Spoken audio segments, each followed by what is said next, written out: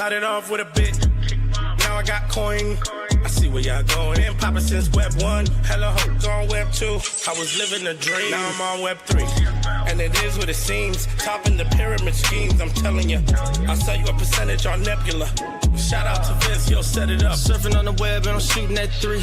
I've been goated when I got my G. I'm an alien boy from a different planet, yeah. So I got my drink, I'm riding in the 1920s Model T Ford. Call her Era Lord. Call me Levi, playing on the keys, boy.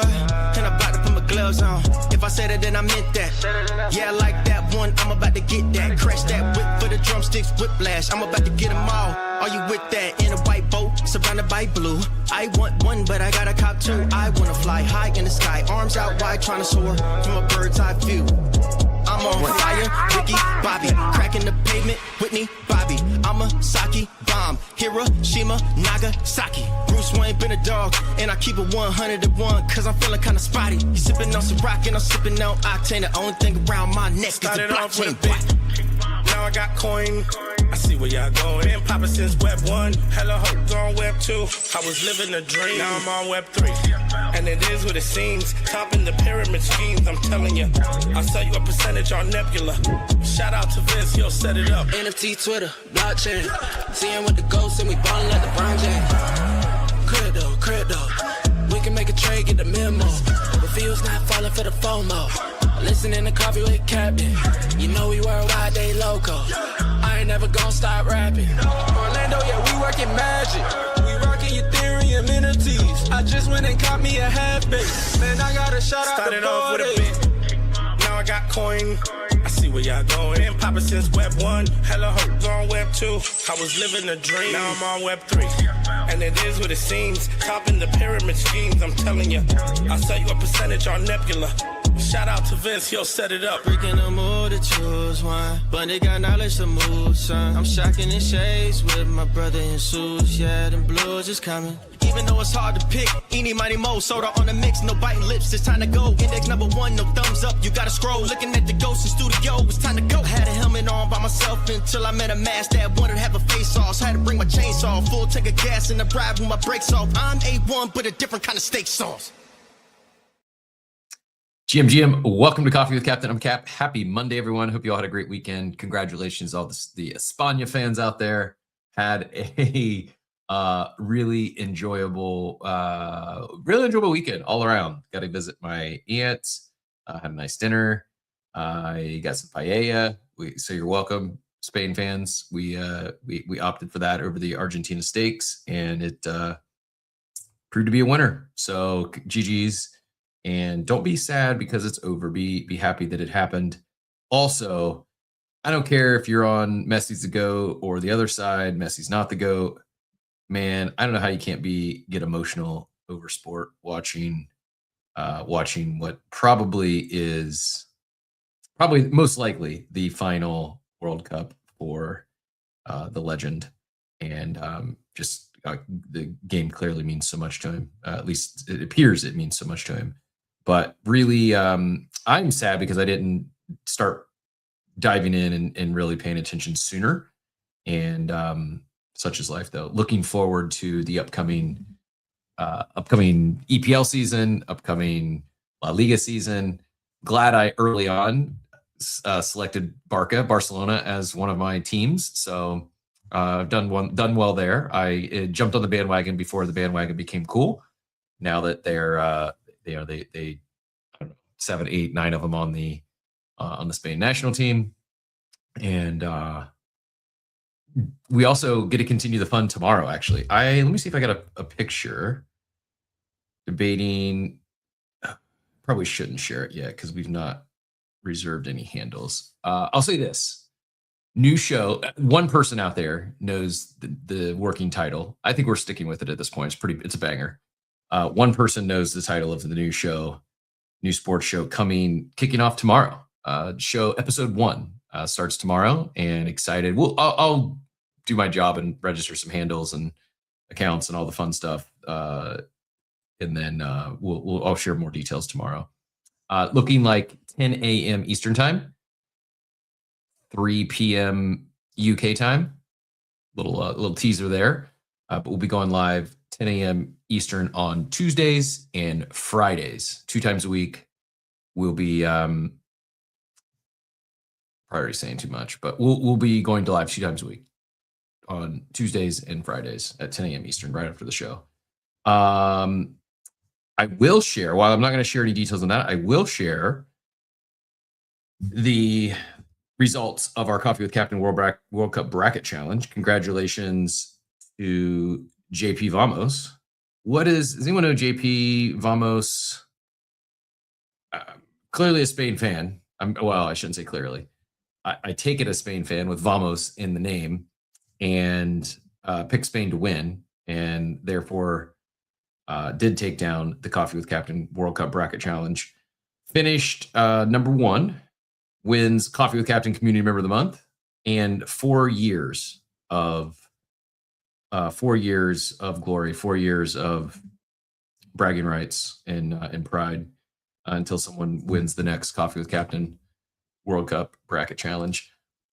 Let me pull up the final rankings here to give proper love. By the way, we're live on X Audio, X Video, YouTube, and Abstract. You can find all those links pinned up top, and as well as the reminders for the week. So if you haven't given us some love on the space or the YouTube video or the Abstract video, go smash those like buttons. And if you've done all that, if you've already done your job helping us get things warmed up this morning, go hit the reminders for Tuesday, Wednesday, Thursday, and Friday. All those are pinned up top. Fun week. We got I don't want to jinx myself, but yes, I'm biased. Yes, I can acknowledge that I'm 100% biased because the last 2 NFTs I played, the Panini NFT packs, and with any, I mean, yeah, I guess I grabbed a couple of the rock bottoms and some other those degen mints, but that was just to feel something. The things I actually played was the Panini NFT packs and the StonkBrokers and the Panini NFT packs. Pulled back a little bit this morning following a couple of the 101s getting pulled, but a clean 10x for anyone that was looking for a 10x. You could have absolutely sold your packs for 10x. Now it's like a 9x, so still not nothing. And then StonkBrokers absolutely cooked. Took over the timeline over the weekend. And I mean, I think yesterday when I first looked, it was like 0.3, and I was blown away that it was already up to a 0.3 floor. Checking this morning, and it's almost 2 ETH. So not a 10x, a good old 100x. You'd love to see it. And actually, no. Yeah, 100x. Is that right? 0.02-ish. I think you could have bought those clutch puppies for 0.02-ish when we had Simple Farmer on the show here, and like 1.88 ETH. We'll dive into it here in a little bit. We do market update. But getting ahead of myself a little bit. JP Vamos, congratulations. 171 total points in the World Cup Bracket Challenge. Sovereign Ape with 163 came in second. Buck DeFi came in third. Risk Brian, fourth. CM Lacey, fifth. Absolute Zero, sixth. Dort, the God, seventh. RCET, 37 is eighth. BT Dwayne, ninth. And then Mike Campbell, 10th. You basically had to get Spain as the winner. As you can see, Mike was the only person in the top 10. By the way, Mike rocking a sexy StonkBroker as the new PFP. Love to see it. Congrats. I take it you minted at least that one, maybe some more. I'm like, it's one of those things I'm grateful. I even said this when someone mentioned it early over the weekend. I'm like, they hoped it ripped up to like a $10 million market cap, and it went far beyond that. I said, yeah, I'll be happy for Simple Farmer, happy for everyone. At the same time, I know I will be beating myself up for not going harder, and that's kind of where I'm at. Like, I'm grateful, very grateful. Please don't take this the wrong way. That I did mint the 2. In true story, in normal cap fashion, like I joked about it. When he had Simple Farmer on the show, I said, "Oh, sorry, my apologies, Risk Brian. Risk Brian tied for third, not fourth. It was a T3. T3, that gets you on the podium. So, congratulations, good finish, well done." I think I said that I said like I'm going to be down. I joked that you're minting past my bedtime, because the mint started at 8 p.m. on a Friday night, and I actually thought about it like 6 o'clock that night. I'm like, okay, I got to remember, I got to go like turn my work brain back on, because I've gotten like I'm very grateful. I love my life. I talk about on this show about being balanced and not being present, all like being present whatever you're doing, not being thinking about work and stuff. And I've taken it to the extreme to where I enjoy hanging out with my girlfriend. I enjoy hanging out with my family. Like I enjoy sleeping. 8 o'clock from 8 p.m. to 4 a.m. I enjoy going to the gym. When I'm doing those things, I'm not thinking about what I'm definitely not in the same mindset I was in 21, 22. 21, 22, I felt like I couldn't miss a single second.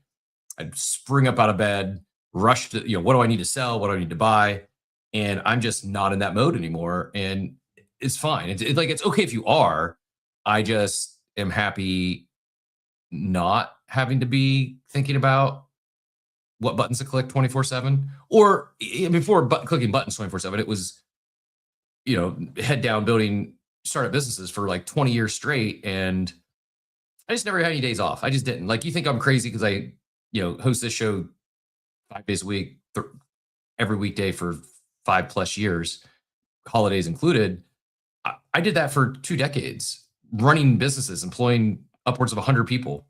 And even though our stores closed, Thanksgiving, New Year's, Christmas, and Easter were the 4 days out of the year that the stores were actually closed, I was still never off. Like, probably 1 out of 4 of those, I get some security alarm going off and have to make sure we're not getting broken into, or it's just like, or in the business I was in, often our biggest days of the year were the days immediately following those holidays. It's like, yeah, we were closed on Thanksgiving, but Black Friday was quite literally the biggest retail holiday of the year. In the wireless business, at least in the dealer world, Black Friday was okay. It wasn't really. Sometimes some stores was the biggest day of the year, but it more so like kicked off the holiday season, and then the final week of the year after Christmas was the busiest week of the year, 9 times out of 10 in both the Verizon business and the repair business. And so it was just really never, really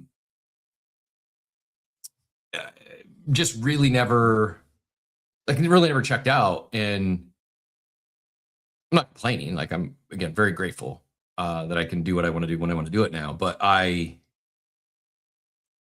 just force myself into being present when I'm not working, and really, just like we talk about investment buckets. You've got your 401k or your IRA, or your index funds. You've got your rainy day fund. You've got your asymmetrical swing bucket, whether it's penny stocks or crypto or NFTs. Same thing in life. And I think that, long story short, I've not been in that mode for a while. So even though I had told myself I did not set a reminder, I said, okay, 8 o'clock, 2 hours, I got to go mint these things. 8 o'clock hits. I don't remember what we were doing. Must have been sleeping, because we had Saturday went and my aunt's vacationing in St. Pete. So we went up and had a nice dinner Saturday night. And anyways, long story short, fell asleep, did not mint the StonkBrokers.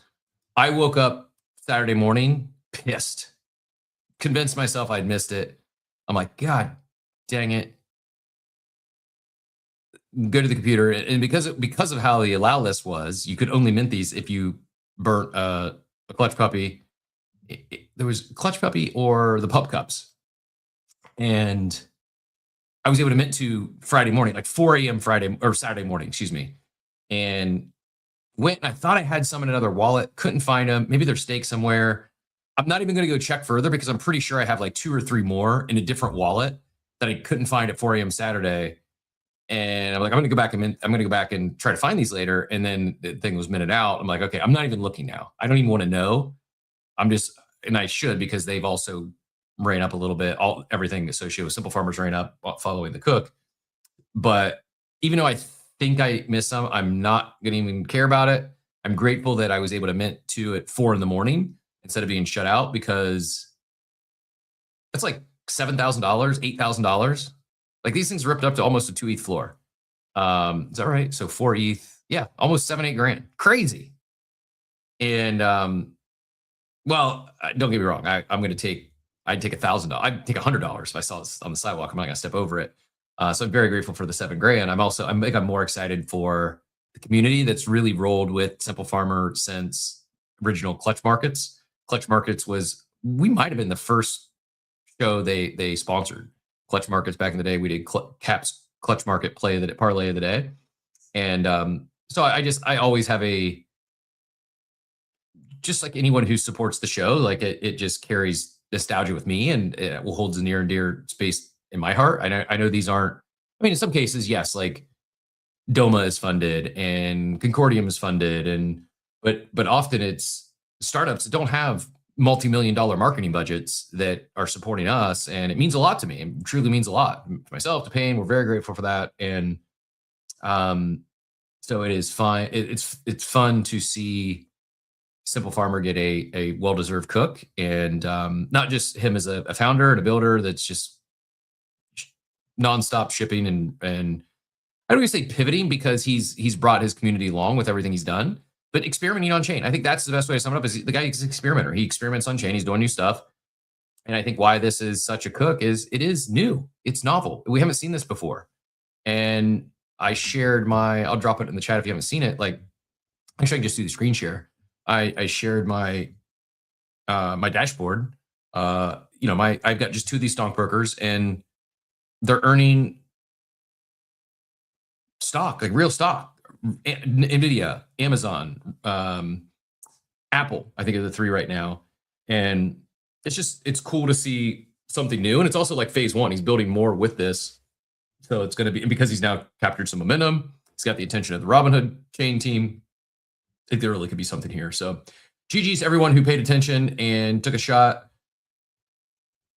I don't know. I feel like I've really passively shilled these last 2, Panini and StonkBrokers. Like I think I telegraphed said I'm buying some of these, I'm minting some of these, and I'm excited about it, but I haven't, because we just still have this like the bear market ick on me, that I don't want people investing money they can't afford to lose on anything. And yeah, unfortunately, if you have a clutch puppy, the burn's, it's closed, so it is too late for that.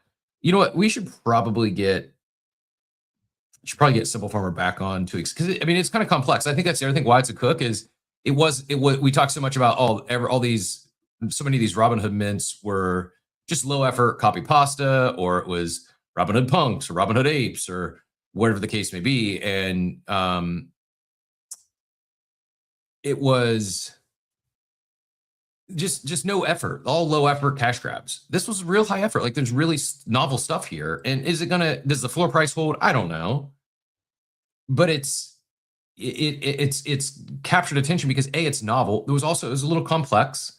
There was a little bit of friction, and friction often leads to opportunity in this space, because you didn't have a bunch of paid KOLs talking about it, that oftentimes that's immediately followed by a dump as soon as things mint, and therefore it kind of dampers any momentum. And it's I think the organic way that he's grown this community over the couple years, and the work and high effort that went into this is I think deserving of the cook.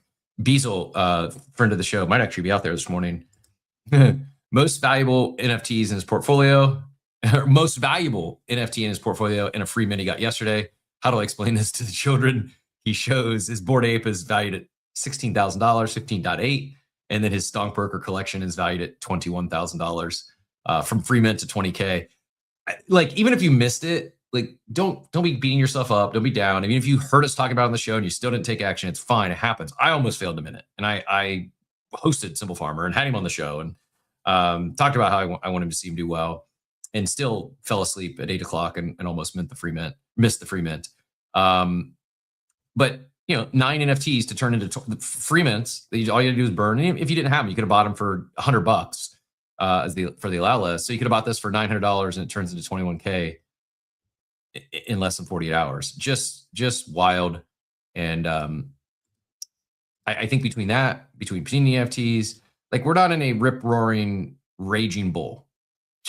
I'm not saying that, but there is pockets, there is opportunity, and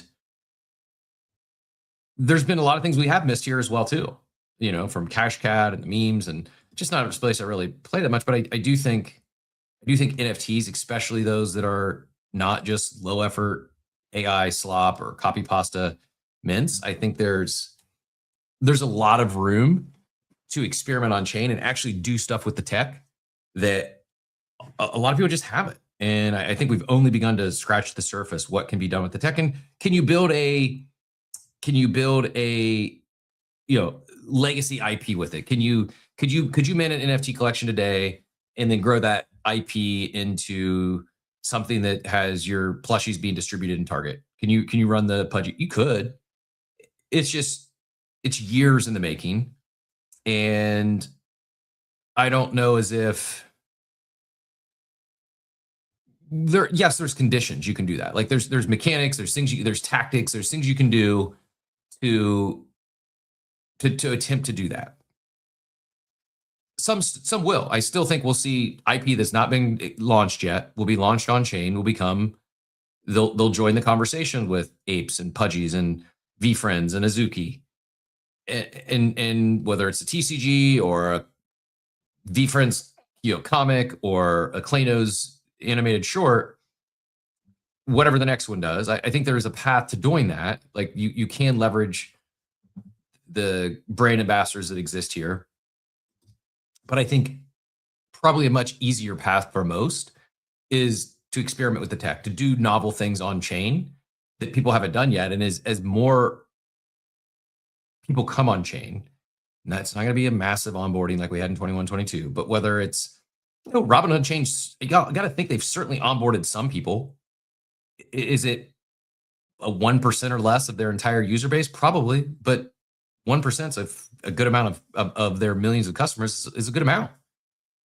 And over time, as that continues to grow, I think often it's like, why would I do this thing? Well, you can't do this off chain. You can't do this without the tech. And I think more of that will bring more people into the space at large. And I think it just really bodes well for not all NFT mints. That's definitely not what I'm saying. There's going to be a lot. Most 99.9% will still go to zero because there's no barrier of entry. But the ones that actually put in work and experiment, do novel things, I think what we're seeing with StonkBrokers, there is clear pin-up demand for this. Whether Robinhood chain or elsewhere, we've seen with Panini NFTs. I bought a box of the Panini FIFA World Cup cards. Not nearly as fun to rip as the on-chain ones. It's just not. And what the hell am I going to do with these things? Like, unless I pull a grail that I end up getting graded and selling, I don't do anything with them. They're just sitting, go to box, and then I'll just move them around to different storage units over the next till I die, and then my kids get gifted inherit a bunch of penny soccer cards. It's just, I'm not saying there's no liquidity there. I'm sure there is some, but it's just very, very different. Dillo said they were as low, those pup cup or those pixel pups, pup cups or clutch puppies were as low as $10 at one point. So sick I didn't pick up more. That's what I'm about. But you can't be sick. Be happy that you hit on it. Be glad that you caught a cook. And because that's the mind F with this space. Is it because if you told me I minted 10 of these things and those 10 turned into 7-8 grand, I'd be ecstatic. So you're telling me I did the same thing and I only had to mint 2 and I'm not as happy? Like I am happy. I understand the whether you heard it and didn't take any action, whether you had a clutch puppy and you missed the mint, whether you minted 1, like it's so easy to, especially you see people that minted 20 or you saw Beasel's 9 of them there that's over 20K. Like it's easy. It's so easy to compare yourself to others in the space. And it is the thief of joy here. Like it will bring you down if you're there's only 4,400 of these things. And there's, I'll go check to see how many unique mentors, but most people here did not get in on,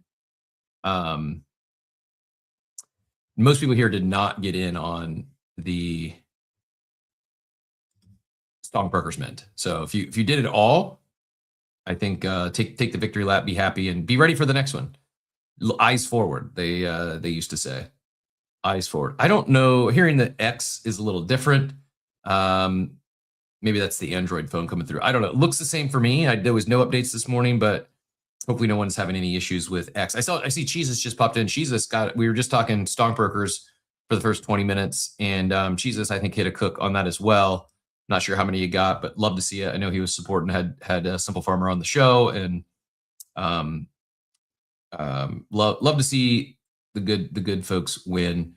What am I doing? What is my girlfriend doing while I'm sleeping at 8 p.m.? She's sleeping too. Dude, I used to get up at 5 a.m. and now I get up at 4 because of her.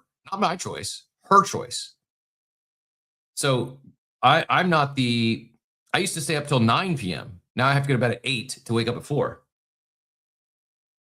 We get up every morning, we go to the gym, and then come back, and not only does she cook breakfast, she cooks breakfast and lunch before she gets ready to go to work.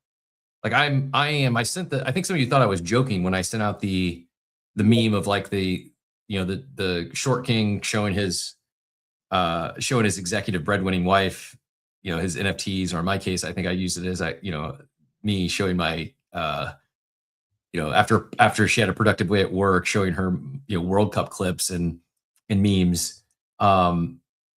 She worked hard and also does breakfast and lunch before she goes to work. So I'm very, very fortunate in that regard. But I don't see any changes with X, Joey. Maybe hopefully you're hearing everything okay, but if not, maybe try the hard reset or check, see if you got any updates. But yeah, the Saturday night dinner, we actually, I think 6:30. So we're somewhat, I can stay up on the weekends, but during the week, it is hard to make it past 9. Usually like in bed at 8, and then we'll turn like the sleep timer on 20-30 minutes, and almost always out by 9. So I have not seen the most recent episode of House of Dragon. We'll watch that tonight. But we did not meet at 5 a.m. at the gym. Although it is kind of insane how we met. We met on Bumble, and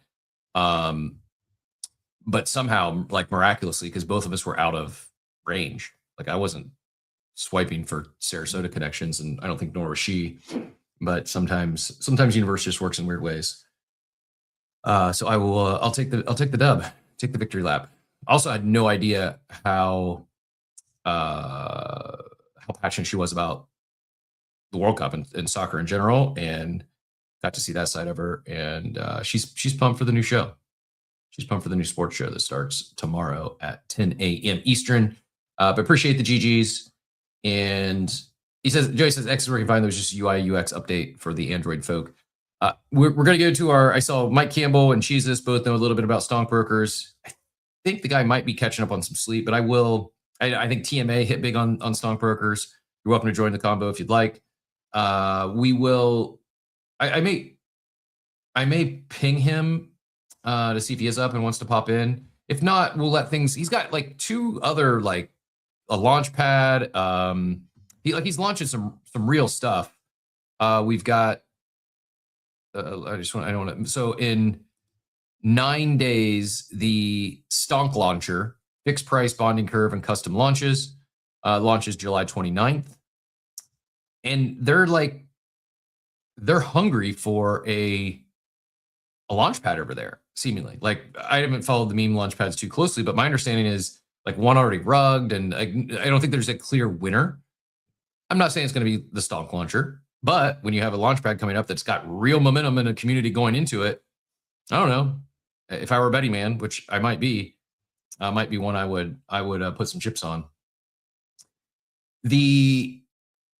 Hearing lose audio on Spaces when they switch to the chat tab.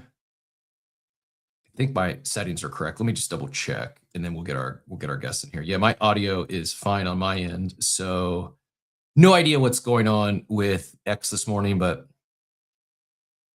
1,207 shows, not a perfect one yet. Don't plan on starting today. Apologies if you turned in for the perfect morning show. It's not me. Speaking of Jesus and StonkBrokers, Dillo said that he won the one that he had from Jesus' show. So congrats, but also down bad that I didn't ask Simple Farmer. I promise I will start doing a better job of getting freebies and giveaways for our audience, not just Coffee with Captain, which everyone loves. But I think that's the going forward pain. If you're catching this, that is the new takeaway. One of two things happen. Either A, we get paid. B, one of three things. B, they take one of the slots provided by Doma and the builder's domain. Or C, you gotta hook the fam up. You gotta give some free mints. You gotta give some allocation. Whatever the case may be, you gotta take care of the Coffee with Captain fam. So we will we will do a better job going forward. My bad. But congratulations, Zilla. Happy for you.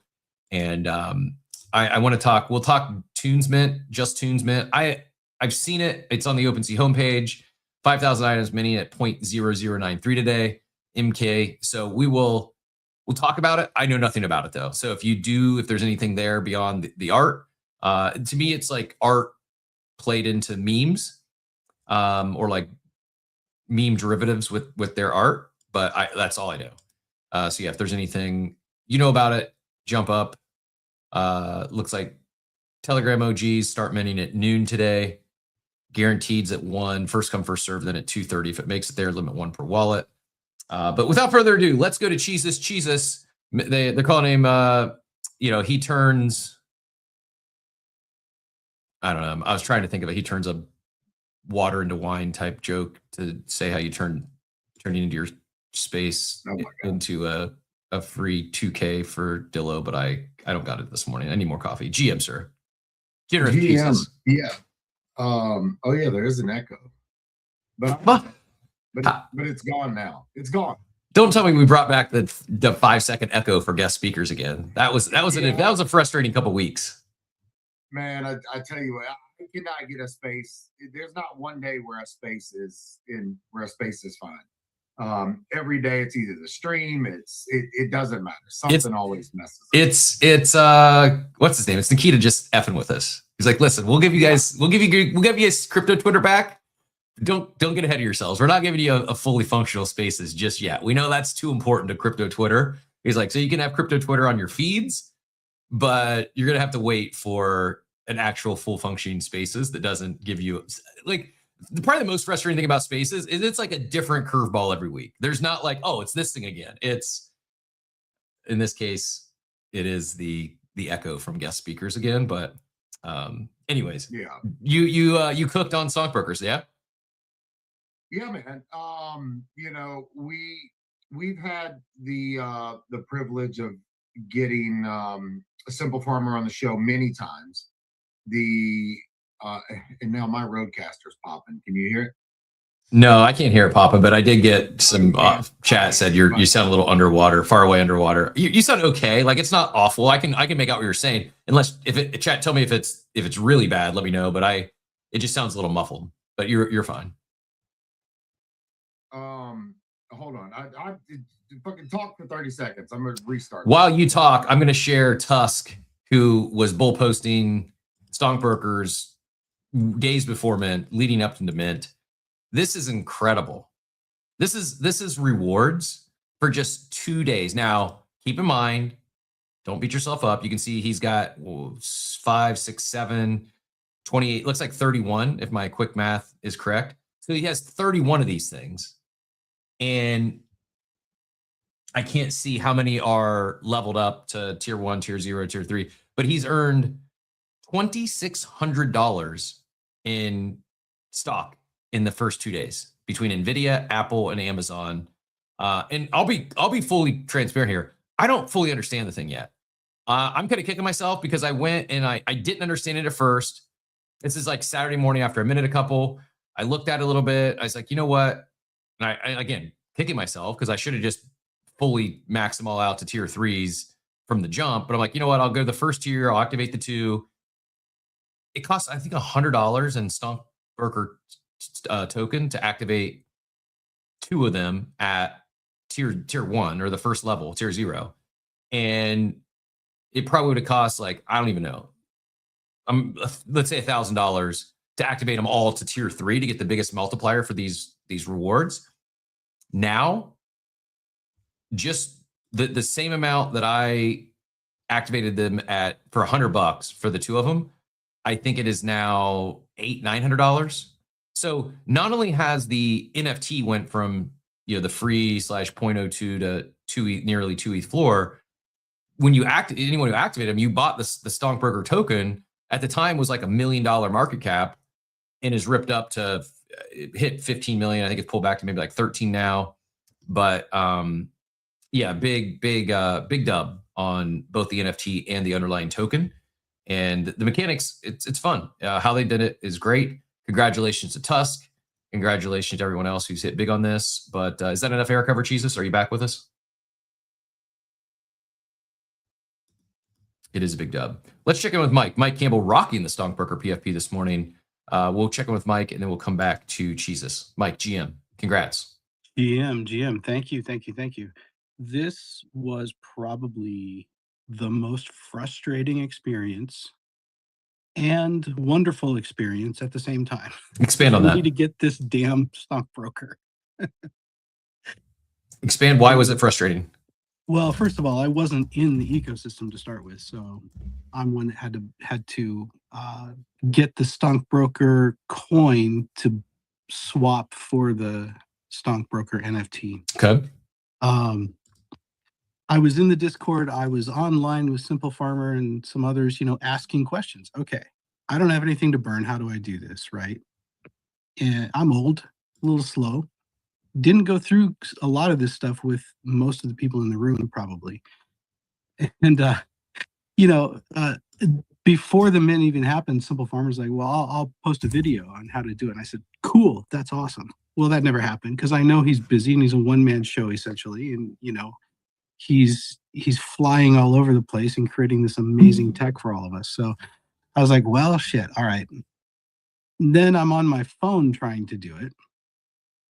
It took probably 4.5, 5 hours for me to get it all done. In the meantime, I'm trying to sell a bunch of essentially dead NFTs that will add up to enough that I can, get in, which I did. And it just, I think I probably learned more than I know right now. And it was absolutely amazing. You were talking about friction, keeping people more into it, more in the project, and that's probably it. But I was just, I keep showing my son every day. So I got in like maybe 6 hours later than everybody else. But I only have the one. I did get to level him up to analyst, so he's tier 1, not tier 0. I'm looking at the stock earnings now, which are $78, which I didn't have before. The floor price obviously is almost 2 ETH, so I didn't have that before. And the StonkBroker token that I have left over is still worth more than what I put into it, by almost $200. So, and that's just with one. I was looking at some of the others. You're talking about comparing yourself. I'm looking at some of the others with 40 of these things or 20 of these things, and I'm like, oh my God, this is insane. And my one question is, what happens when the market's open? Does it fluctuate, go up and down and stuff like that? Or is it just kind of a standard? Because I don't understand all of it either. I just knew it felt like something I needed to get into. I'm trying to put I should have put more thought about this morning, because it's a lot of my thoughts are coming to me in real time as we talk through it. It does give me, like, I'm not saying this to be cheesy.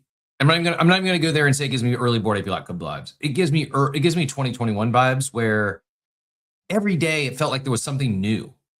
And that was part of the fun, is like, how the hell do we figure this out? Like, I remember the first time we had to mint on contract. Rest in peace, Jenkins the Valet. I need like a sad song. What could have been? But I remember the first time. It's what created the war room. The NFT war room came to be because Jenkins Valet front end crashed. It got the DDoS. I don't know if it was DDoS attack, or just too many people trying to mint at once. Whatever happened, the front end went down. It was a hype mint.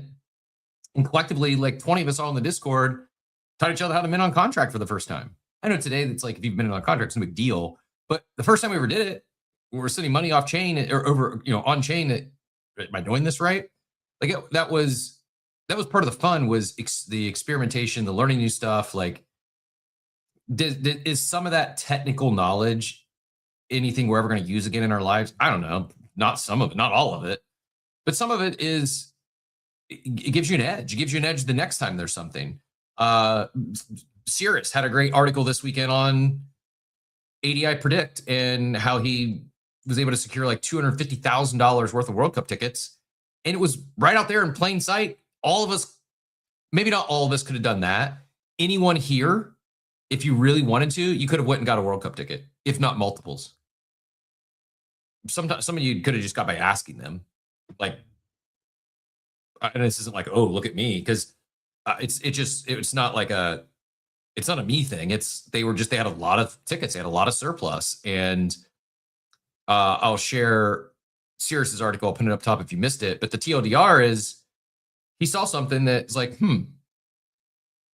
there's 12 sponsors that go around all these World Cup games, the most viewed sporting event of the year. And it's not Kalshi, it's not Polymarket, it's ADI Predict. He's like, so that tells me they got to have serious cash if they were to outbid those two giants, the clear 1 and 2 leaders in prediction markets. They got to have some serious cash. And I've seen some other people getting sent to these games. So if I just put a little bit of capital on, play around a little bit, there's a chance I could win some tickets. And then he learned a little more. He's like, hey, there's some friction here. Like, you got a bridge. Like, again, friction is opportunity often in this space. And put his head down, and he grinded something for 30 days. Ended up netting $250,000+ just in World Cup tickets, not even counting his gains on the platform.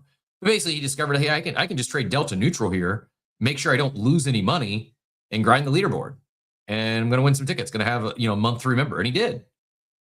And yeah, there's sometimes when things are not the same thing we've seen before. When it's new, it's like DeFi Summer was new to a lot of people. NFTs were new to a lot of people. And it wasn't just, at first, maybe it was just a supply thing. There's only 10,000 of these tokens, where on the fungible side, we've been minting them in the billions. So like supply shock became real and traits became real. And then it's like, okay, what else can we do with these NFTs? What else can we do with this technology? And then you get airdrop the doggos. And you're like, oh, light bulbs started going off.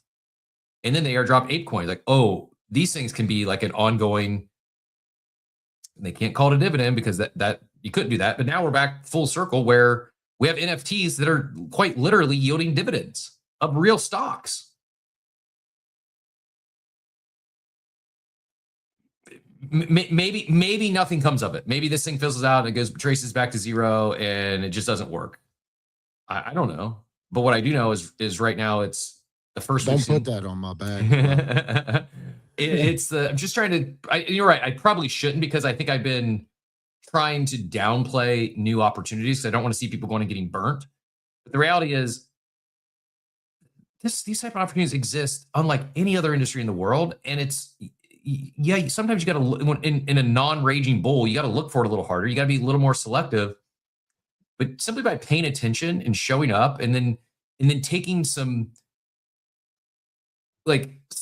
cautious shots on goal, where I'm not just going to, for as much as we say, oh, I should have minted 20 of these things, I've minted 20 of these things and they've went to zero.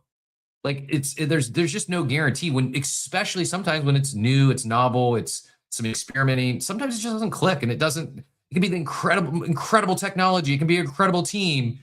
They just fail to get motion and no attention in the market. And that's a risk here. So, like, sometimes the best tech never gets the recognition it deserves because it doesn't capture distribution. It doesn't get the masses talking about it. And even though we're a relatively small space, you still need a little bit of motion to things get out of the starting gate sometime. And so for as much as we want to be beating ourselves up, oh, I can't believe I only minted 2, flip it. Like, man, I'm grateful I took a shot on 2 of these instead of just brushing it off and going to the gym and saying, oh, you know what? I didn't get them last night. Why mess around with minting them now and staking them? I already missed the first wave. I'm already late. Like, yeah. Cheese's thoughts on that? Yeah, man. So I sent you a picture of my Roadcaster, by the way. I got to get this thing replaced. So for us, man, like Simple Farmer came in, I think it was like May 4th was the first time he came in. We talked about everything, Pixel Pups and the Pup Cup and everything that was going on. Then he was coming in like every week. And about 3 weeks ago, he kept, we had known all along that these NFTs were going to burn into something. And, I kept seeing the floor price at like $8 to $10. And I'm like, I said it so many times on my space that I'm like, bro, I feel like we should be sweeping the fuck out of these things, or at least just have the high WETH offer in. And I didn't. I had 11, sold some prior. And did I play it the best way possible? No, but I still ended up minting 6 of them. And and it works out really good. But I agree with you that it's the distribution problem. And there's certain accounts on X that can definitely drive attention to an NFT. Is that always good though? Because I think, like I see TMA coming up, and we'll go to him here in a minute as well. But I think sometimes, yes, there are accounts, and I'm not going to name any names. So there's accounts that absolutely can drive attention and can drive the short-term pumps. But oftentimes that's almost immediately followed by a dump, and then momentum stalls or momentum fades. And it's like, I've seen a countless number of projects that they just never recover. They get attention, they mint out, but then the minute those big accounts decide to stop talking about it, or they go ahead and just dump on their following, they exit the collection, they never talk about it again. There's a real risk in accounts that are doing it just for a short-term pump, that they're not really supporting the founder, they're not really supporting the collection. I see people sometimes give TMA a hard time because he's a trader and he'll mint a bunch of things and he'll take some profits. Like, that's what he's supposed to do. But from my perspective, TMA does it right, like does it proper, like not, because often even when he does take some profits, he still continues to support the collection. And I feel like he's supporting builders who they're doing things differently. It's not just some quick FOMO cash grab. And so I guess that's the question. Is that always a good thing when these certain accounts can drive attention, drive distribution, drive eyeballs and put it on a project if they're not going to be there a week from now? Yeah, no, I think it's a matter. It's like it goes a couple of ways, because it's, you have people that have been in the space since last cycle or even before that, and they have experience. They know what KOL tweets look like. They know what a partnership looks like, whether it's disclosed or not. So that is that I think is a little bit different. With even in the Discord of Clutch Markets, as soon as TMA started selling a few, somebody came in there and said, "Hey, TMA's selling. Do not get on the timeline and give him any shit." And I just started laughing, and I'm like, first off, why in the fuck are y'all pocket watching? Sorry for my language, but I get mad when I see people go at TMA. Like, the guy's holding 35 of these things from Mint. He didn't get anything gifted to him. I'm looking at speaking of pocket watching, I'm looking at his wallet, but I wanted to make a point. TMA supported Simple Farmer and everything before Pup Cup. TMA has, I'm looking at his wallet, 7 Pixel Pups. So he didn't get those 7 Pixel Pups, at the same time he was buying StonkBrokers. Like, he was already within the ecosystem. So, and I've seen his content in talking about things with Simple Farmer in the past. So it's like you have people that actually know who the people are that they're following and what they're talking about. But there are a lot of people out there that I just ignore and blow past because most of their stuff is bullshit, and they don't support the community. They don't support the actual builders. And most of these projects that do go down like a week after mint is because the team doesn't have anything anyways. All they have is the art. All they had was a few tweets from KOLs or people that were trying to pump their bags. Why is TMA tweeting about X project any different than me tweeting about Y project? We both want the floor to go up so we can sell and then rotate that money into something else. So, like, that shouldn't matter. And people that get mad about that and then go to TMA and say, oh, it's all your fault, or go to B-Rated, or go to me or you and get mad because the floor went down after we sold some, like that shows the weakness in the project, the brand, what they had set up before Mint, and what the future of their ecosystem is. That's not on any creator or even on any community member when they sell. So like, I only have 4 of these StonkBrokers left. Will I sell some? You fucking right, I will. I think this goes way higher, so I'm not selling any right now. My friends all think I'm crazy, but you know, it was basically $10 NFTs into you know, into a really, really good hit. But you're not crazy, Jesus. They are, bro. And I talk to Simple Farmer all the time, like off air. Like we were talking all night last night, and it's like just on and off. And the guy sends me weird nitpicks, and it's getting kind of wild. But you know, I like him. I like him. I like the Honestly, stuff he's people building. don't realize that I've known Farmer since day one. So like I've been supporting his collection since Pixel Pups launched. I actually have 36 pups. I've been holding them, staking them since day one of the launch. These things bumped to like almost 500K market cap. I was up 15, 16 ETH on them, and I didn't take a single dollar out of that. And just to kind of ease your pain, no one plays it perfectly. To put that into perspective, in addition to the 36 StonkBrokers I minted, I could have minted 72 pup cups.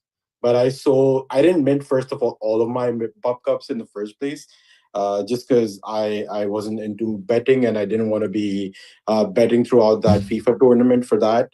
And for me, I guess in hindsight, I wasn't sure there would be a burn eventually, so I didn't mint my entire allocation. I only minted 6 of them.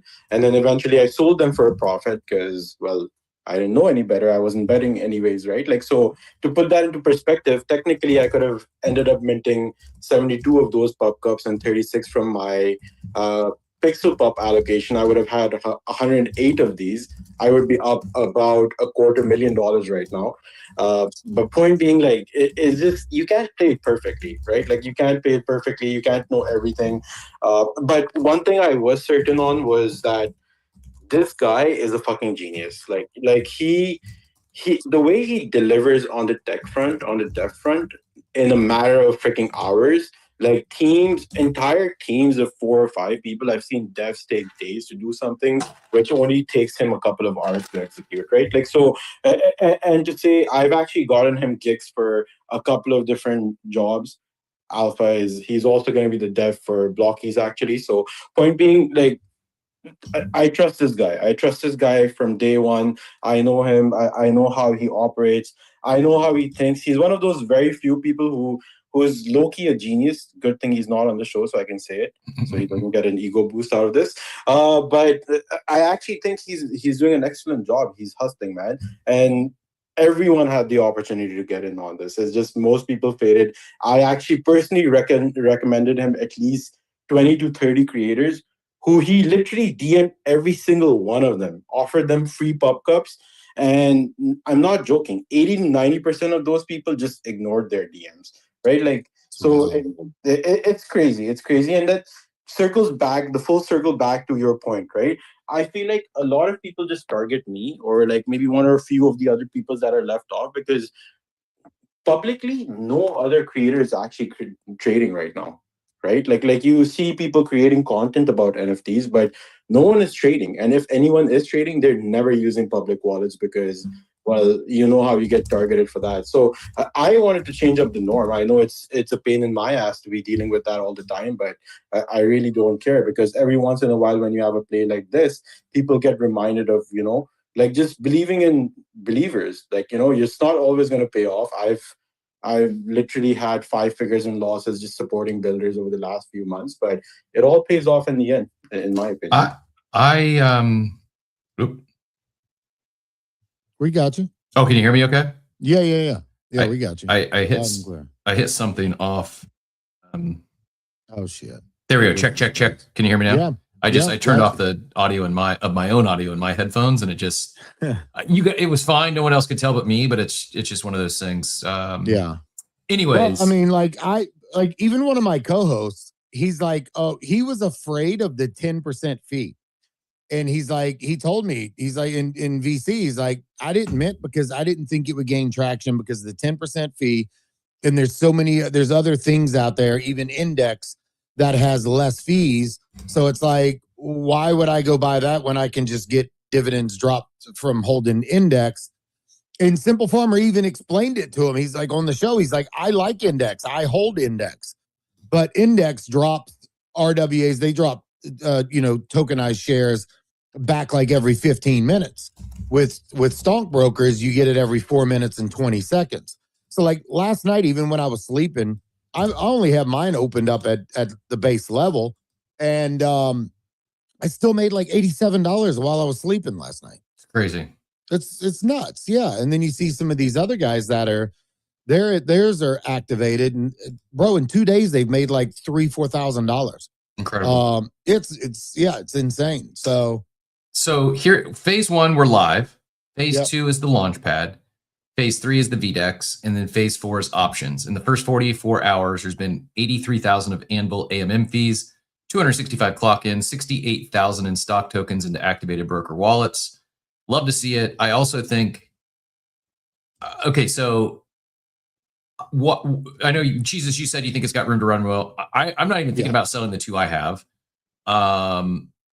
It could go down. Maybe the top's in. I don't think so, because Robinhood chain is looking for this sort of stuff. They're so bullish on RWAs. They're building a chain for RWAs. I don't think anyone from the team's talked about this yet. I don't think many people on crypto Twitter have talked about this yet, other than like those of us here and those that are in. Like, there's so many of, and I just like, I'll pull it up. I just saw a take that is maybe part of the reason.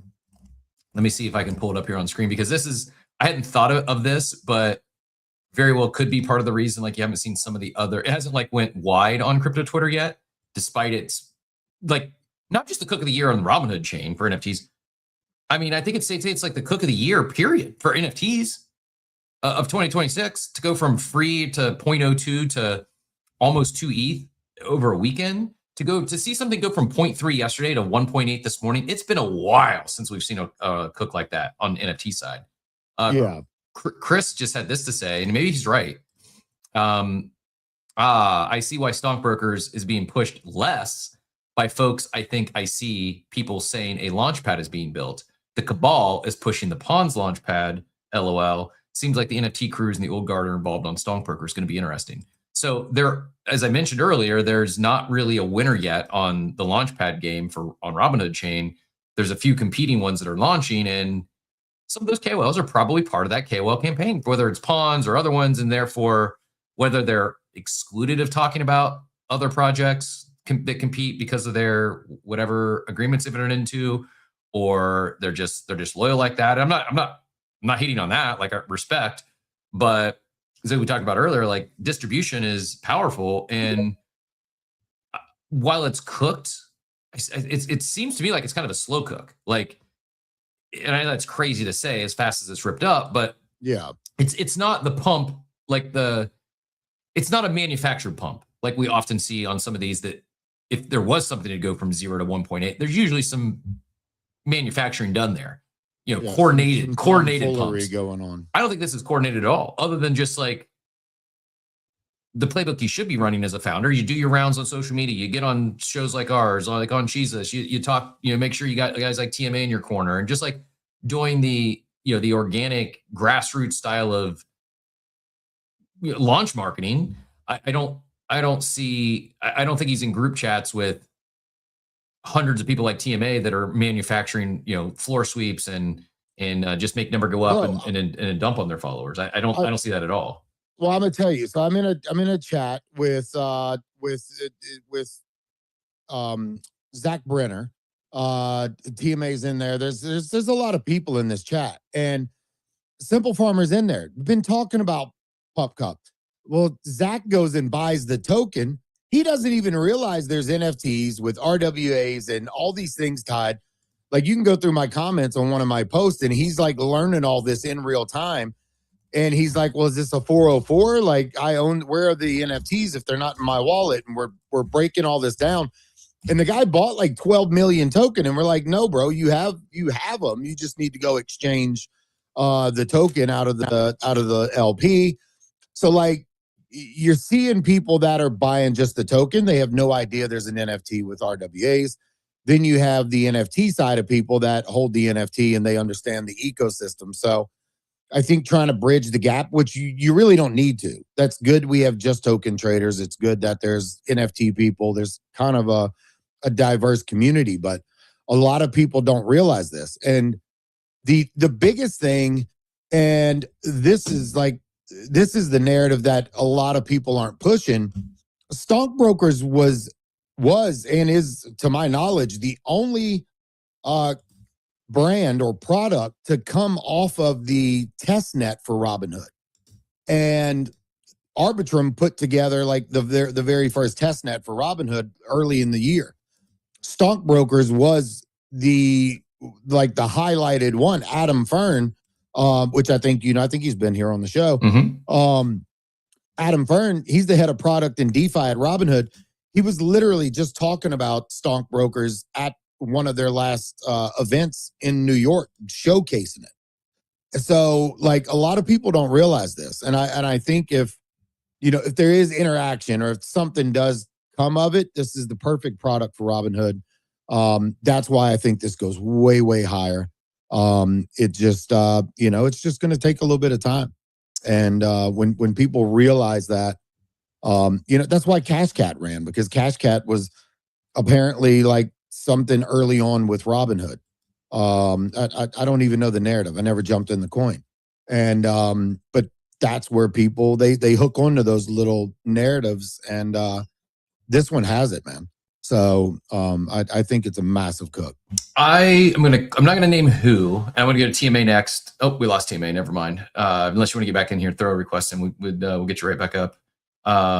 X is being a little finicky. I don't know. I hope it didn't boot Mike, but same thing with you, Mike. I'm going to quote someone, but I'm not going to say who because it's not my place to out them. But I feel similar, and here he calls out one particular brand. Please don't take it out of context. I know he's a big fan of this brand. He's not taking shots, but I'm quoting. I wish more of the stuff I held would experiment like that instead of just being super long plays. Like I wish Yuga would do something interesting on chain for apes instead of just being tokens that gatekeep the opportunity to buy shirts. 1 out of 500 avatar choices, another side, and an Ape Fest ticket. That's fun, but yeah, I wish some of these established legacy projects would be courageous enough to experiment and use their tokens for fun that could fail or be wildly successful. And I think you could have replaced Yuga with Pudgy. You could replace Yuga with Azuki. You could replace Yuga with VFriends. You could replace Yuga with I'll give Clay News the benefit of the doubt because they're newer in their life cycle, so maybe you could say it's easier. But they've done some stuff recently that has been novel and different, not the exact kind of experimenting on chain we're seeing here, but I agree with the sentiment. And please don't clip this or take it out of context. I'm not fudding Yuga or Pudgies or Azuki. By the way, Pudgies, I don't know if you caught that. What I was laying down earlier, but they just got their plushies live in I think 1,800 Target stores. Big dub there. Now that I think about it, we had Spencer on one of those Builder Domain episodes. He talked about part of the reason they went live with the Vibes packaging as they did is because Pudgy had it in Target, and it was like, hey, it's like go time now, and we want this. I don't know if it was Target's call, we want this packaging or whatever the case was, but this isn't the same packaging that was on their hobby boxes for Vibes Set 3. Anyways, thinking back, probably could have saw this coming. So again, I'm not taking shots. Like all they're doing their own thing, but part of what, speaking for myself now, part of what got me so excited about this NFT, this crazy NFT world is I am a lifelong entrepreneur. I enjoy the experimenting. I enjoy the new stuff, knowing that most of it's going to fail. I'm okay with that because this is what differentiates the space. Yeah, community and that grassroots support, like all that's powerful. That matters. But it's when we're seeing things done that simply can't be done off chain, or that's new, it's novel, it's like a different way to raise funds, it's a different way to bootstrap a business, it's a different way to bootstrap IP. I am rooting for all those brands I just mentioned. So please don't take this wrong. I hope they all crush it. I hope my Klano plushie accumulates. I really don't care.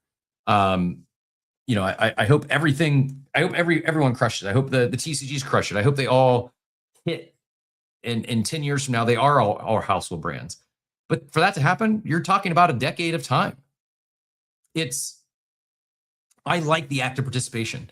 I enjoy seeing something new that I don't fully understand. I minted these two, I activated them too. I still don't understand. I think I'm supposed to activate them or check in daily, but I don't even know that for a fact now. Like, I checked in once.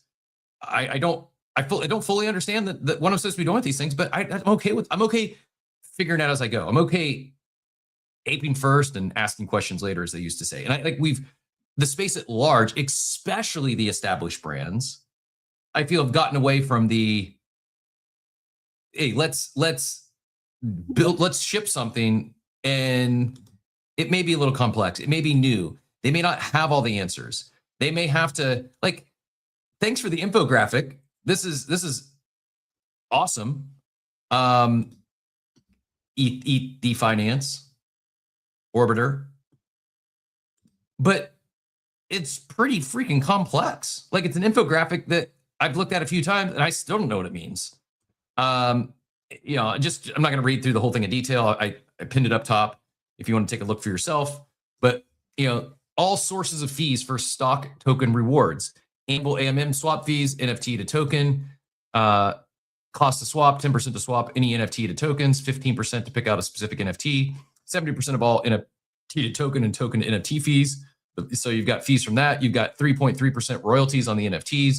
You got Stonk Launcher Token Launchpad. You got Stonk Exchange VDEX fees. You got lending fees from Anvil. You got Activate Staking. Pay as a one-time activation of $66,000 per StonkBroker to activate. So I did the one-time fee to activate. Must reactivate on every transfer or sale, and then that all those fees that we just mentioned goes towards the buying and burning of the token. And then clock in to distribute rewards. Owners can clock in at any time to trigger and distribute airdrops to active wallets. You control the flow. This is the part I don't understand. So, like, my NFTs have stocks showing that they've accrued. What do Jesus or TMA, do you understand, like, if I don't clock in, am I missing out? Or is when I clock in, does that? No, the clock in. So I asked Simple Farmer this for clarity yesterday. The clock in is totally voluntary. The clock in is there for the community. It's basically just saying, hey, I'm willing to help. Instead of taking fees from the community, you can go clock in. It's a very, very small fee, but it's a pool of money that's there to airdrop all of the tokens to the community. So essentially, it's essentially you doing your part for the community, saying, hey, I'll clock in today and add to the pool. You know? It's also the main part of the token, right? Like for you to come in, clock in as a worker, broker, that's the meme part of it, right? Yeah. Like, so, like, some people are just doing it out of the culture and not really just to save money per se, right? Like, so that's where the whole meme side of things comes in as well. That, like, you know, you have this token that's not only meets the RWA narrative, it meets the NFT narrative, but it also has memes to it, right? Like, so the fact that you have all three within one token, it's very hard to find. And I agree with what you said earlier, Cap. This is exactly what Robinhood is looking for. This fits their narrative exactly right. Simple has been in that circle for a very long time. He's been building on Robinhood since the testnet phases. Fern followed the project literally a day of launch, so that's where we saw the token kind of pumping from 1 million to 3 million-ish plus at that point in time. Historically, with Index or with Cashcat, what's happened is Fern's follow is followed by Vlad's follow. So I don't know if that's coming. That's my speculation bit and my hopium bit for my own bags. But if, honestly speaking, if Vlad follows this, which he should, because quite honestly speaking, I don't see anything that comes even comparatively close to this narrative, right? Like this should freaking teleport to 30-40 mil without any concerns whatsoever. The biggest piece is that as you're kind of seeing all these buys go through, the supply is also going down. Roughly about 10% of the supply has already been burned over the last 2 days, right? Like, so at some point in time, this just becomes a supply crunch game too.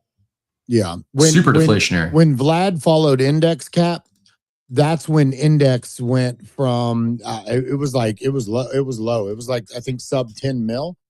And when he followed it, it shot up to, I think, 68 mil just from Vlad following the account. Like, that's, will this happen? I don't know. Not really sure. I'm looking at it right now. It went from 11.14 mil, and the coin had a true wick up to 60.98 mil. So you had a 10x from the guy just following the account. And like, how they don't lean into this, I don't know. Well, and what's really good is now they changed the Pup Cup X account. They have now changed that into @real StonkBroker. So now the project actually has an official X account. So now people can start tagging that. So hopefully that gets out there. But I mean, bro, it's only got 245 followers. So that's how slept on this is, in my thoughts. Well, and to the point of like, hey, if it gets a pump or gets some extra eyeballs, if Vlad were to repost it or tweet about it, I think I'm not knocking Cash Cat or Index. In Index, there's something there too. Like it's real. You hold the Index token, you can earn stock dividends. I don't know if they can call them dividends. I'm not trying to get. It's dividends. I mean, that's what it's called on StonkBroker. I mean, you go there, you check your dividends, you can clock in, you can do everything. So yeah, I would just say in the case of an investigation by federal entity or similar, I do not have any involvement with this group or any people in it. I don't know how I'm here. Probably was added by a third party. I don't support any of the actions of members of this group. We're definitely back in 2021 vibes if we have the disclaimer. Everything.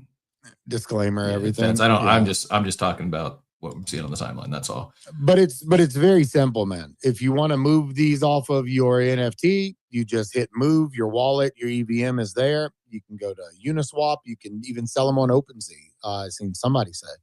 I haven't tried that, but yeah, I mean, it's just like selling anything else that's in your wallet.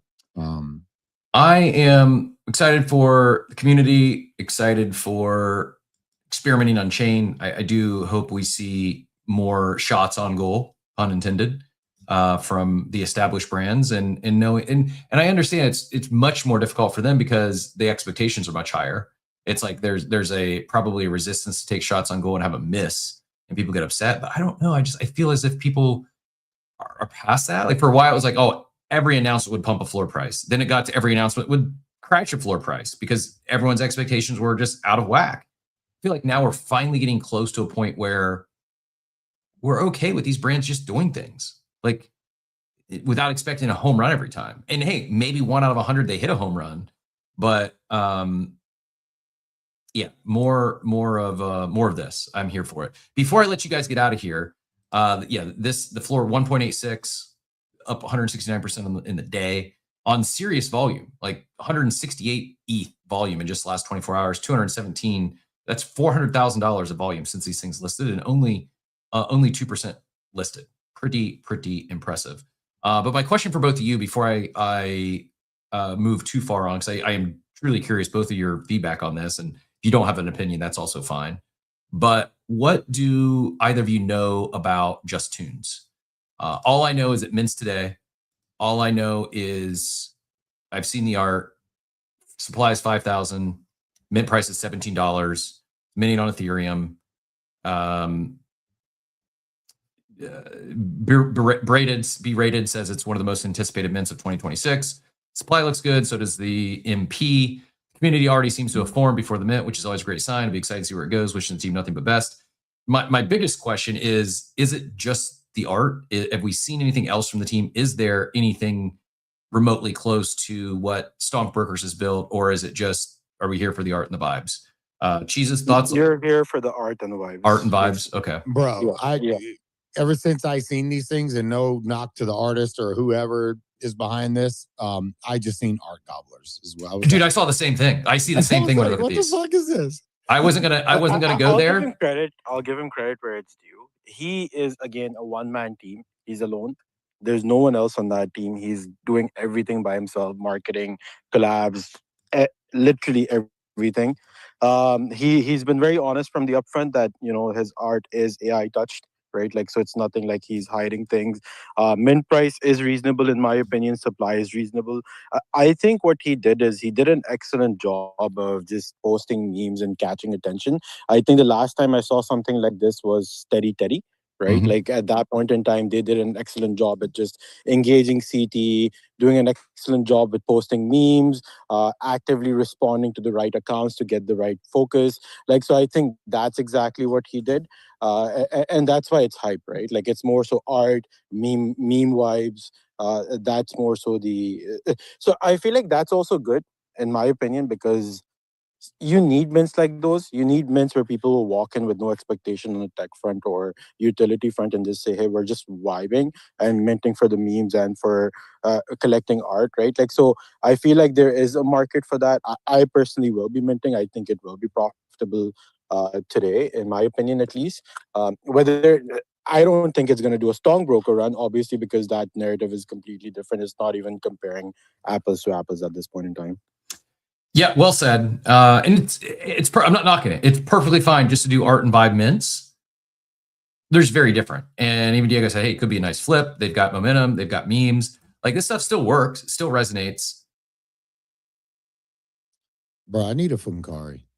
Like, right? These guys the TMA's out here just getting whitelist for everything. Now, it's not guaranteed, I don't think, just because you hold one, you get whitelist. You got a raffle and all that stuff. But damn.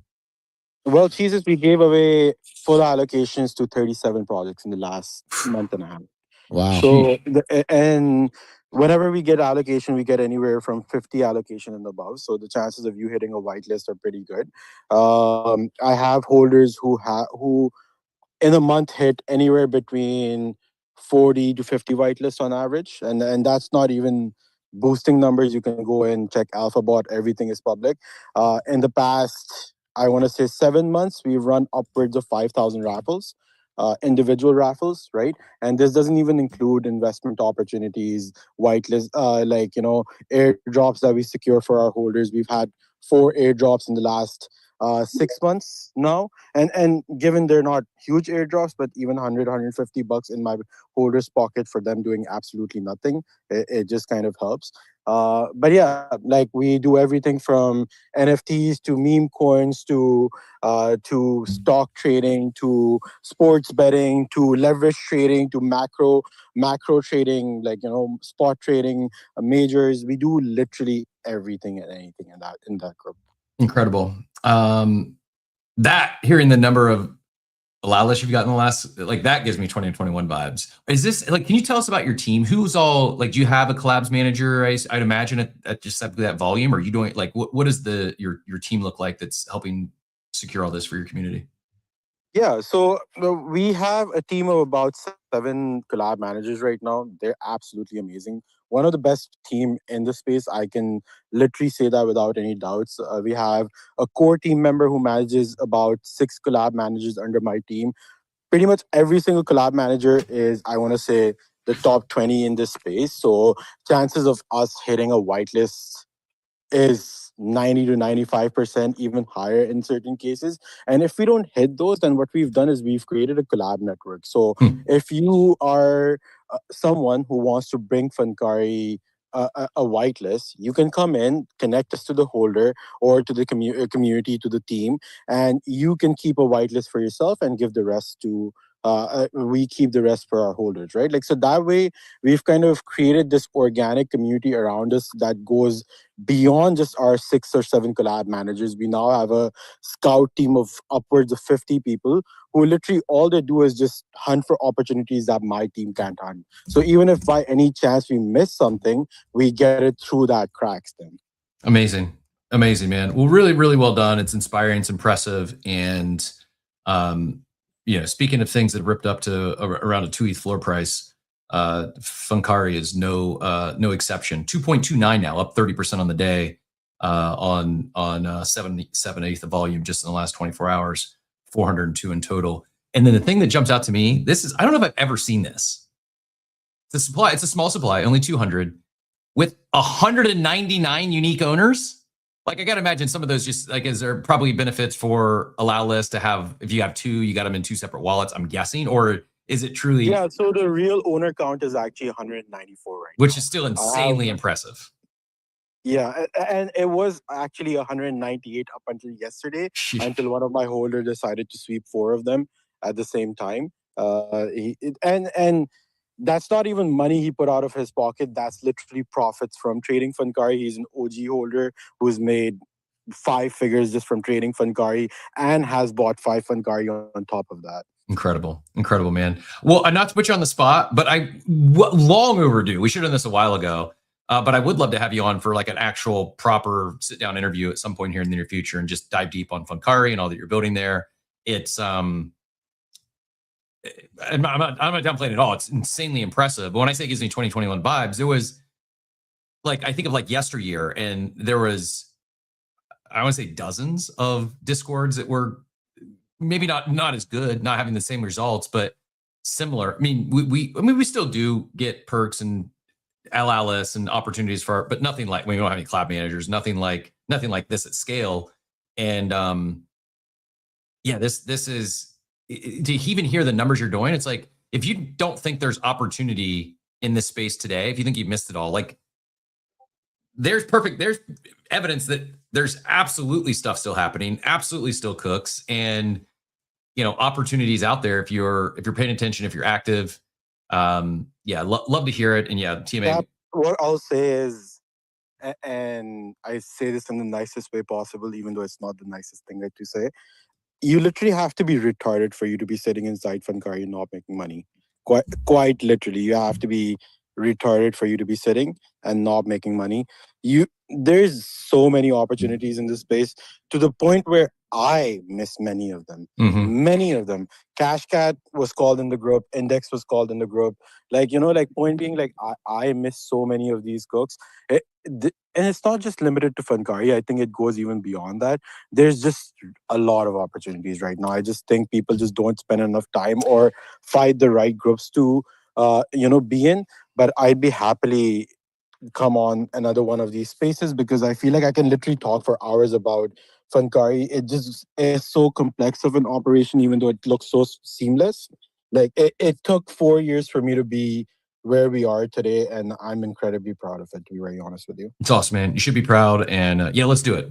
Let's connect in the DMs. We'll find a good time that works, and looking forward to it, because it is impressive. And I agree with you. Like Funkari, outside of Funkari, like there is, and I think that's maybe part of where I get like NFT season 2 is loading, because FOMO is back. Like there's maybe not every day that if you weren't paying attention, you missed something. But I think we're close to the point. It's like almost every week there is, for a while now, there's been like a real cook, like a real opportunity.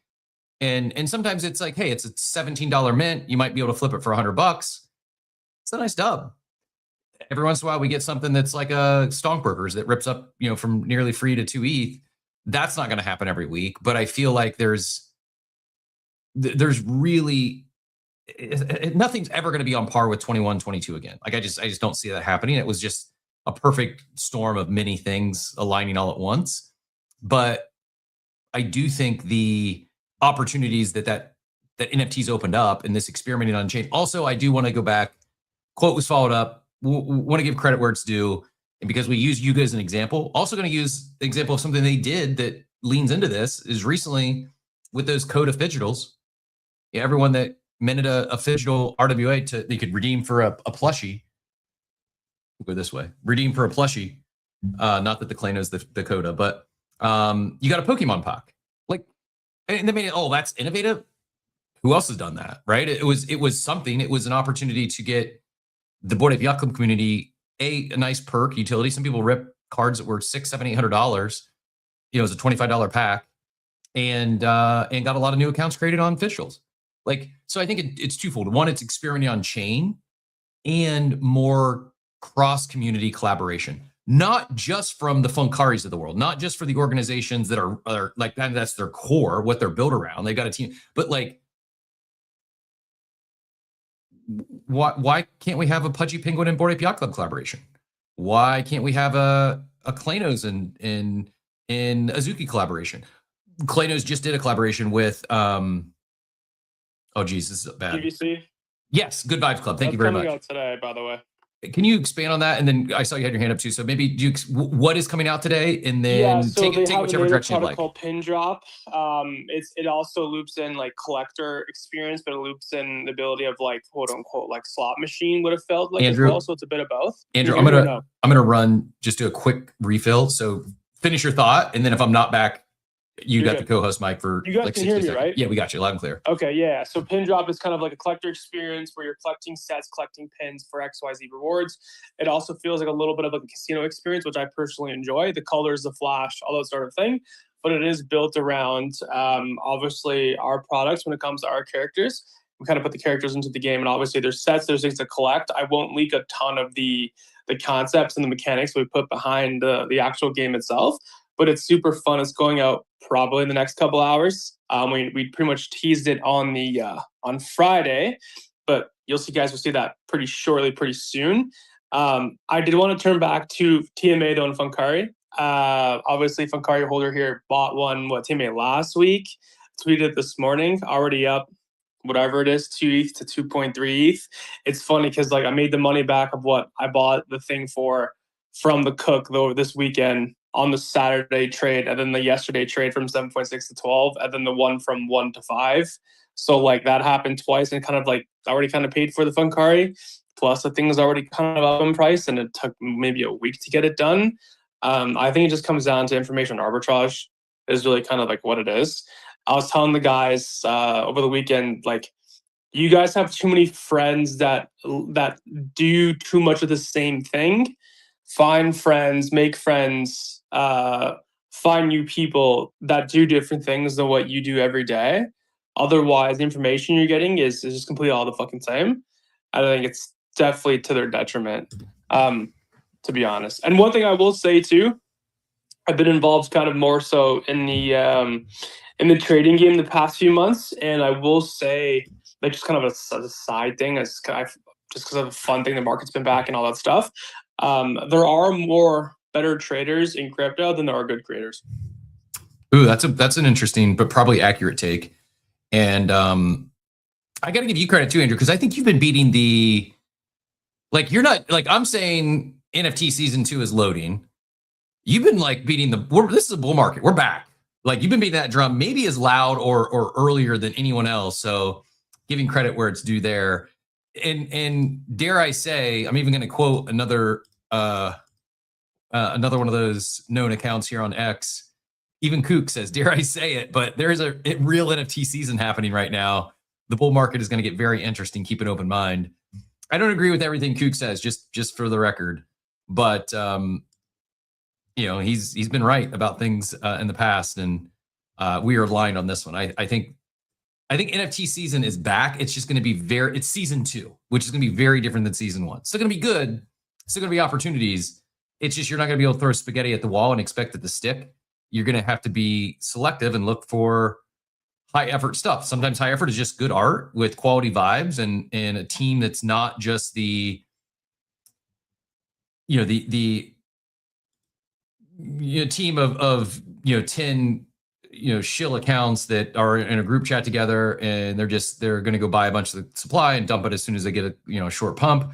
But that stuff is not here to stay. But what is real is when there's high effort art. You got to hear that the tunes is like it's a one-man shop, a one-person shop, and they're grinding, and they're like, that's to me way more exciting, way more bullish than an account like Just Tunes comes out and it grows to 16,000 followers. And it actually probably wouldn't be 16,000 if they did it the way I'm thinking, like the way I don't enjoy, the way I don't appreciate, things I don't like to support, is it have like 168,000 followers pre-mint. Half of them are going to be botted or fake accounts or bot accounts.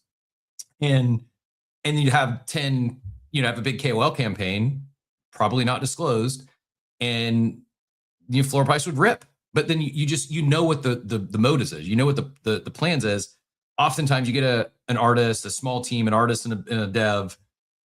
It's like a love of it's like a passion project. Like they really love what they're building, and they truly desire for it to become the next great IP to come out of Web3. 9 out of 10 of them, they have no desire for it to become the next big IP. They just want to see a quick mint out and do a bunch of volume and make some fees and dump their supply on your head. But so it doesn't have to be just art and vibes. It also can be that, but the effort and the team and the community around it, I think, means a lot. And I'm here for it. Personally, I get more excited about when it's more than just the art. No offense, Just Tunes or any ones that are leaning into the art. I really do enjoy the on-chain experimentation. And speaking of on-chain experimentation, we got a specific question. We're taking questions in the chat now for Jesus, TMA, and Andrew. Diego asks, Jesus, can you tell us about the ZEET tournament? Yeah, I don't know which one right now. There was only 3 that were live, and they were Pumpcade, which ended yesterday for the World Cup, and then the other one was Offshore Protocol. That one ended yesterday. That was a $20,000 prize pool. And then the one that's still live right now is Use Vault 777. And that one, I believe, is another $20,000 prize pool with some of their token as well, but they're doing multiple seasons. As far as that goes, I know some other tournaments are supposed to drop. I've also heard there's Pons has said there's a 6-figure tournament coming from Mega ETH as well. All right. But that one is yet to be announced. So I think there's going to be a lot of other brands. A lot of people they're kind of down on it because you see, it's on Mega ETH ended the terminal. You see all these big accounts. Once again, we're back to KOLs, going for engagement or whatever their meaning is. ZEET is not a Mega ETH tournament only platform. Season 1, there were brands from Solana to ETH to I think there was some Arbitrum. I mean, so ZEET is multi-chain. Why they went to Mega ETH, I have the slightest clue. Pon said they weren't paid by the team. I think there was some aligned incentives there, but it was no payments. So I like the team. I support the team, and I think it's gonna be a cook. It's just gonna take time to get attention back. Mm-hmm. We see that Wall Chain. I don't even think Wall Chain has their X account back. Sheesh. So what are the tournaments now? Is it like talk about it organically and you'll rank on leaderboard? Is it that? Not at all. It's all on chain activity. It's all on chain metrics, and that's one of the reasons why I think some of these people, aren't creating content around it. While a lot of people don't like some of the GambleFi stuff, which blows my mind. It's like, okay, well, you don't want to go play at a casino, but you're literally in Web3 every day buying, 5-cent, Robinhood NFTs. It is. I got to interject. It is the funniest thing to me. I see people that quite literally dunk on the casino games. They dunk on prediction markets. It's like, brother, sister, you just aped a $10,000 market cap meme coin. Like with your rent money. But yet, so I get it. I get it. And I've streamed for casinos. I'm actually going to be streaming for Vault 777. I've met the team. I know some of the team. I think they're really good guys. Their casino is all on chain. Every single thing is. All the payouts are on Arbitrum, super fast. It's probably one of the nicest UI UXs that I've experienced, on chain. So every single thing is there. So even if you want to track your referrals, you can literally just track it. It's all on chain. There's no hiding any money, none of that stuff. So, I really, really do like this tournament. What other tournaments are coming? I don't know. Me and one other guy that's another creator over there, Fogo, we actually came together and formed an alliance. And now from every tournament moving forward, it's going to be me and him and both of our squads combined Oh, wow. to try and take #1 spot in every tournament. So like within the next day or so, we didn't have it on the offshore, but I think I placed second place in the offshore protocol, which was a $20,000 payout. You guys are #1 right now on Vault 777. And it looks unsurmountable at this point. For like, they've got 185 members in their squad collectively. They've got 154,000 Zeets, and the next closest is 40,000 with 5 members. The wild thing is it's not like the person that's in #3.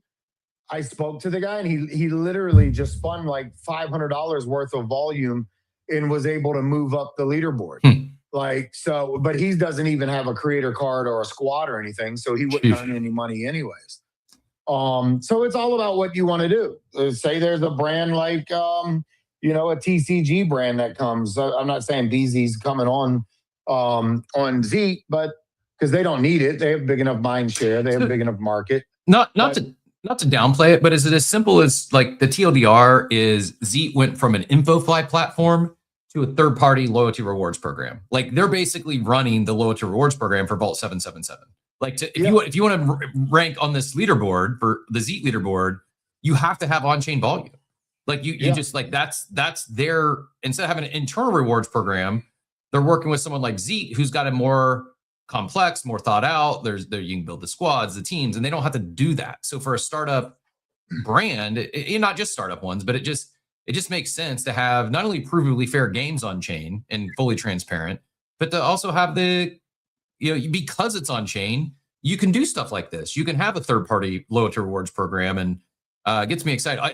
And there's been some. It's not just Jesus who's hitting the dubs with his super squad here. I think it was Walls hit like 50K on the Solstice campaign. Is that right? No, bro. Walls, and that was one of the things. So like Walls didn't like the offshore protocol campaign. He shit on Zeet in the very beginning when this tournament was released.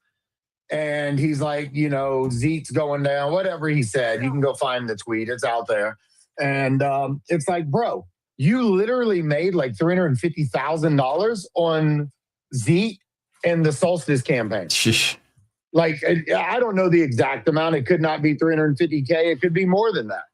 But it's like, you made that much money. Okay, you don't like the campaigns. You don't have to go shit on the campaign, on the company that literally bought you a house. So yeah, and that's the thing. So whether he did it for engagement or he did it for whatever reason, I didn't like the post. It's like, if I got that kind of big windfall, I would be grateful to that team someone gifts me a $350,000 windfall. I would you get a locked in weekly segment for a year here on Coffee with Captain. Bro, I'm telling you, yeah. It's like, come give me another one. So that's why I'm trying to establish myself and with Fogo, and we're going to be running every tournament, doing giveaways. And I don't know if I end up getting second place in offshore, like the people that hold my squad card, they're going to end up getting rewarded in some of that $20,000 USDC, I think. But I'm also going to give some of the money I make back to them as well. Like, you got to support the people that are supporting you. And I think Zeet, like even the content side of things on Pumpcade, you had to make content, but you couldn't make content on X. It was very explicit. They were not using any content on X. You had to write a Medium article for one of the tasks. You had to create short form content on YouTube, TikTok, or Instagram.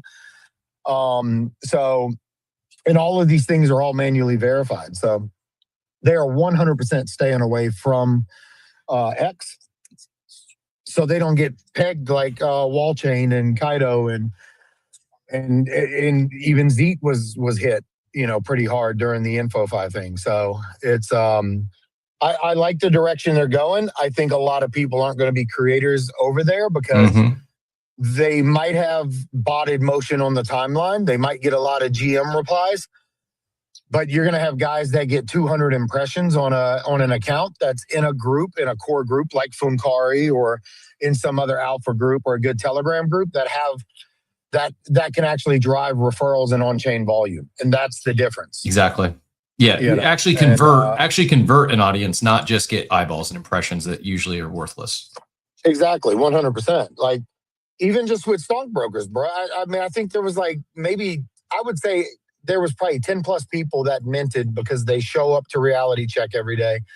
They were able to catch the play. Dillo, his NFT, we gave it away for free. Simple Farmer didn't give us that. It's amazing. We gave it away, and now he had a $3,000 come up, you know, and that's a month's worth of bills for people. You Heck know? yeah. It's a lot of money, bro. So heck yeah. Well, appreciate you. Thank you for all you do. Appreciate you joining us today. Same with TMA and Andrew. If you're not giving these guys a follow, you're missing out. Go give them some love. Go check out Reality Bites Reality Check. Why am I drawing a blank? Reality Check, right? Yeah, Reality Check. Yeah, Reality Check. Did you say Reality Bites, bro? I did. I'm getting in my truck and it disconnected, and I'm like, what the fuck did he say? It slipped. It slipped. Freudian slip. Reality Check is 11 a.m. Eastern here on this fine app. By the way, so if you're not new here, or if you are new here, you may not know this. If you're not new here, you realize that I have my Claude agent is scheduled to pull a brief every morning at 7 a.m. It scans crypto Twitter and news reports and what's happening in the world of crypto and NFTs. I didn't even look at it today because I was like, we got enough to talk about. And it's often like it's too heavy crypto and Clarity Act and macro stuff, and I just don't particularly enjoy talking about the Middle East conflict or the ongoing Clarity Act saga more than I have to. I just scrolled down it. I'll share so you don't think I'm making this up. I just scrolled down it. Number 4 on the list. So not only has this caught the attention of NFT Twitter, it's got the attention of Claude. Wall Street goes on chain. Robinhood chain stock tokens spark an NFT land grab. The freshest buzz on X. Banker just went live, letting users trade tokenized stocks, ETFs, and meme coins on Robinhood chain with plain text commands on X and Telegram. And StonkBrokers NFT collection is surging on the back of it. Robinhood chain and permissionless L2 for tokenized real-world assets that mainnet went live July 1st, now holds 90 stock tokens. StonkBrokers is the twist, 4,444 NFTs built on an ERC 6551 token-bound wallet standard, where each broker owns a real on-chain wallet seeded with random tokenized stocks, not quite random, but Claude's not perfect, and earns stock token dividends from AMM trading fees. Talking points, NFTs that hold and earn real equities. This is utility. I know I made the joke about I was put here by a third party in case of a federal investigation. Simple is not based in the U.S. Check with your local laws, restrictions, regulations, your accountants, et cetera, et cetera, et cetera. Certainly a much more favorable landscape from an administrative standpoint or regulatory standpoint in the U.S. than we've had previously as it relates to crypto. Words don't matter, but words do matter. So again, just take that for what it's worth. I'm not the expert. But the fact it's not just StonkBrokers, it's Banker now also. You trade text with a text message on X, like some pretty cool stuff. And but they go on to say genuine access. Is this a genuine access revolution or a compliance time bomb waiting for the SEC? I don't know. If he gets a Wells notice, it's the Florida probably is going to take a hit. Would be my guess. Not saying that's going to happen. I'm not sure to put those vibes in the air. It is part of experimenting on chain. Sometimes come pushing the envelope a little bit. And then the other talking point, number 5, Pudgy Penguin goes waddle. Pudgy Penguin waddles into 1,800 Target stores. NFT brand goes full retail. While NFT is it back? Nostalgia post trend on X. 7,400 of those posts overnight. Pudgy Penguins is quietly running the most convincing comeback play in the space. It's packs and poly plushies at newly licensed Lil Pudgies. Just hit collectible aisles at more than 1,800 Target stores nationwide. It's the biggest retail push yet, layered on Vibes Season 3. Every toy ships with a QR code, unlocking traits in Pudgy World, an on-chain online game running on ZK Sync, funneling mainstream toy buyers straight into on-chain product. This is the brand that turned a floundering NFT collection into physical goods machine with 1 million plus toys sold. Let me share. I just had it pulled up. I'll share SHL's post here. If you missed it, here's an image of them on the shelves at Target. He says, look at this picture carefully. Look at who Pudgy Penguins on the shelves with. Bluey, the kids show that generated $3.6 billion in global retail sales. Hello Kitty, a franchise that generated $89 billion in lifetime revenue. K-pop Demon Hunters, Netflix most watched film ever with 500 million views. These are some of the biggest IPs on the planet, and right next to them is Pudgy Penguin. Let that sink in. The year of the penguin, but every single year. Speaking of K-pop Demon Hunters, I had no idea that, not only did I have no idea my girlfriend was such a World Cup fan, I also had no idea she was such a K-pop fan. Like literal screaming like a 12-year-old when, or 16-year-old girl, I don't know, whatever their target demo is when, oh man. Who is the band? Help me out here. BTS. BTS. They like literally thought, made her day that BTS was at the halftime show. I had no idea. So yesterday I learned. But yeah, massive global IP, and congrats to Pudgies. Love to see it. And yeah, I think we're setting up for a pretty exciting year. You know, we talk all the Klanos has been shipping. I do love the collaboration with Good Vibes Club. I'll be following along that today. And yeah, just so much for a market that is, I don't even know, choppy at best. It's not been great. For a market that's just not been great in 2026, there's been a lot of opportunities. There's a lot of newer and exciting stuff happening. And fear and greed is still 35. Like imagine if we actually get a raging bull, what happens to some of this stuff? When there's more eyeballs, there's more liquidity. Imagine the Clarity Act actually passed and some of that sideline capital actually starts to be put in play. Not saying that any of that's going to happen, but imagine if it does, we probably see, a 10x becomes a 20x or a 100x. Like the sky is the limit if we actually get a raging bull, because while I love Andrew's optimism, I'm not sure we're quite there yet. I see signs of it. I think there's things to be optimistic about. And by the way, majors don't have to rip for NFTs and alts to pump. Usually it in fact is not the case. But it just, I think macro still wins. And there's just so much uncertainty in the world that it's hard to see like an extended rager, extended pump beyond some, pockets of opportunity. And sometimes that's healthy. It's healthy that like everything's not just straight ripping as soon as it mints. Rather, it's more selective. A couple of things I'll say is the first one is when Pepe ran, it wasn't straight through. It was obviously last bear, and the asset did decline, like I was like 40%. But then when BTC and everything else picked up in the majors, a third, and some of the ETS got announced, and Sailor kept bidding, and the perfect storm happened. It went to where it went, and then it got the Robinhood listing. Then it went to like 5 billion, obviously. But like that happened after the 40% decline. So I think it's maybe fair to say that there's a greater possible chance that some of the assets that have been running the past 2-3 weeks that still have some sort of like floor that's been created, maybe could run higher, if not run again, maybe back to ATH when these things start picking up.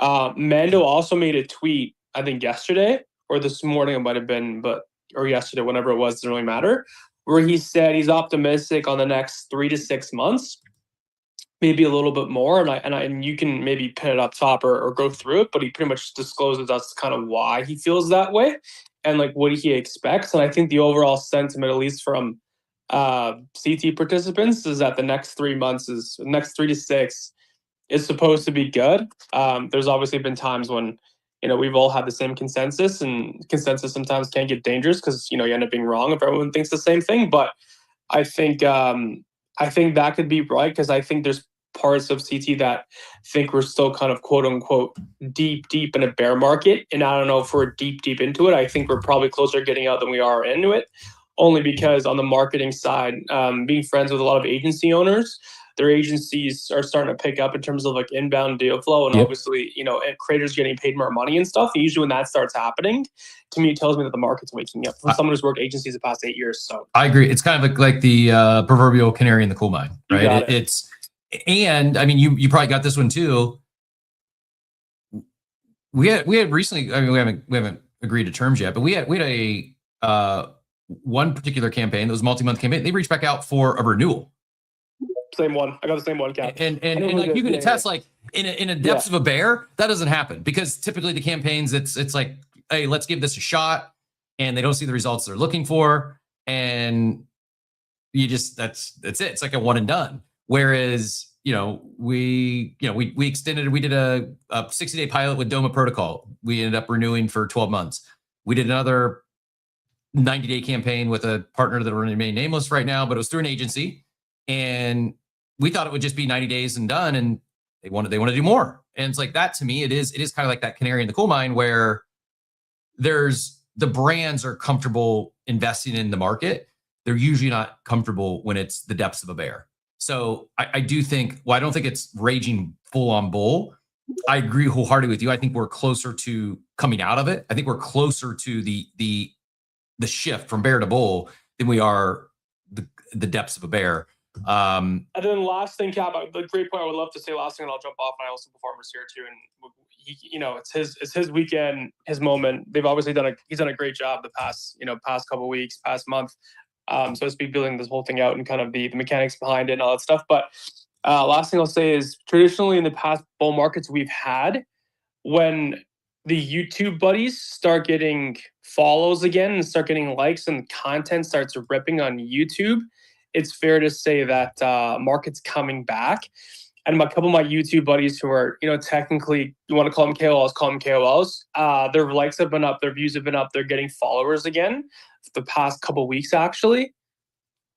Could be a slight sign. Don't say, you know, bet the house on it, but, you know, there's progress. There's in motion. Yeah, I think that's a very interesting data point. I hadn't even thought about the YouTube views coming back, but good reminder, if you're over there, hit that like and subscribe. Give us some love as we grind to 1,000 subs over there. I did pull up Mando's post. I shared it up top as well. I'm not going to read the whole thing, so I want to get to Simple Farmer here, but I'll paraphrase. Basically, he's been cautious on crypto since we broke below 100K. TLDR, I think the time to be bearish is now over. I don't see Bitcoin going from materially below 60, 65K from here. Sailor has bought himself a lot of time. Institutional bottom targets are clustered around 50K. Quantum threats still feel years away. Exponential gains in AI drawing capital away from are behind us. Bond yields hitting new highs globally. Will beget money printing. The 4-year cycle points to a Q4 rally. And I think we talk about just overall Q4 rallies. To your point, Bitcoin and ETH and the majors don't need to rip. It's often like, if you were here in 21, apes minted, and then Bitcoin, ETH, there was like a 40% drawdown. It was not a bull market. It seemed like a bull market in NFT land because it was something new popping off every day. It was not a raging bull at that time. But when things came back, oh boy, did it really send. Just like Andrew talked about Pepe. And it was, I think a lot of us our memory is a little fuzzy, where we think, oh, this thing was a straight line up. No, very few things go straight up only. Usually there is pullbacks. Usually it does bounce a little bit along the way. And often it's like the second or third wave when it's the blow off top. And I think it's some of us, maybe it's bear market PTDS, call it whatever you want. But I'm excited, a lot to be excited about. One of those things has been StonkBrokers bringing back some love and excitement. I'm going to skip over the daily market update today. I'll just say it's pretty choppy. Things are, I mean, maybe up a little bit from Friday. On the 24-hour clock, it's like ETH and Bitcoin are down 0.46%, 0.45%. The top 10's like red, but not one thing is down even 1%. It's basically just flat. It's a flat day. I do have dyslexia, I think. Pain is probably accurate there. But the only other thing on my docket that I wanted to talk about, just railroading my agent Claude and its co-producer there. The other thing I do want to talk about a little bit this morning is rec markets, but I have no idea what it is. I just know they're launching today, and we'll probably get Ovi or Armando or someone on the team on to talk a little bit about it in the future. But I just pay attention. That goes on. I think it launches maybe at 10 o'clock today. I'm not 100% sure, but it is launching. So keep your eyes out on that. You got that Tunes Mint. You got Rex Markets. Find out today what WTF. Rec Markets Volume 001 is going live 11 a.m. Starting at 11 a.m. It looks like OSF is going to do a show on it. So I'll pin this up top if you want to tune in. Check that out at 11 a.m. Eastern today. I have no idea what it is, but another team that loves to experiment and do new things, take shots. Speaking of on-chain experimenters and taking shots on chain, the man of the last 48 hours, Simple Farmer, GM, appreciate you joining us. We spent most of the morning talking about StonkBrokers and the excitement that StonkBrokers has brought back to the space. How do you feel after this? Is this exceeded your expectations? Is it blown past your expectations? How does it feel from something you've been working on for months, if not cumulatively year plus in the making, to hit the go live button, to have your mint date, and then for it to be received, the market to receive it like this? It's got to feel pretty good, I would imagine. No. Hey, GM, by the way, Cap. GM. Yeah, I mean, look, it feels good, but at the same time, I've seen just what I think is substantially worse technology and things that are essentially no technology go to much higher market caps just based on, essentially good marketing. So I am not surprised.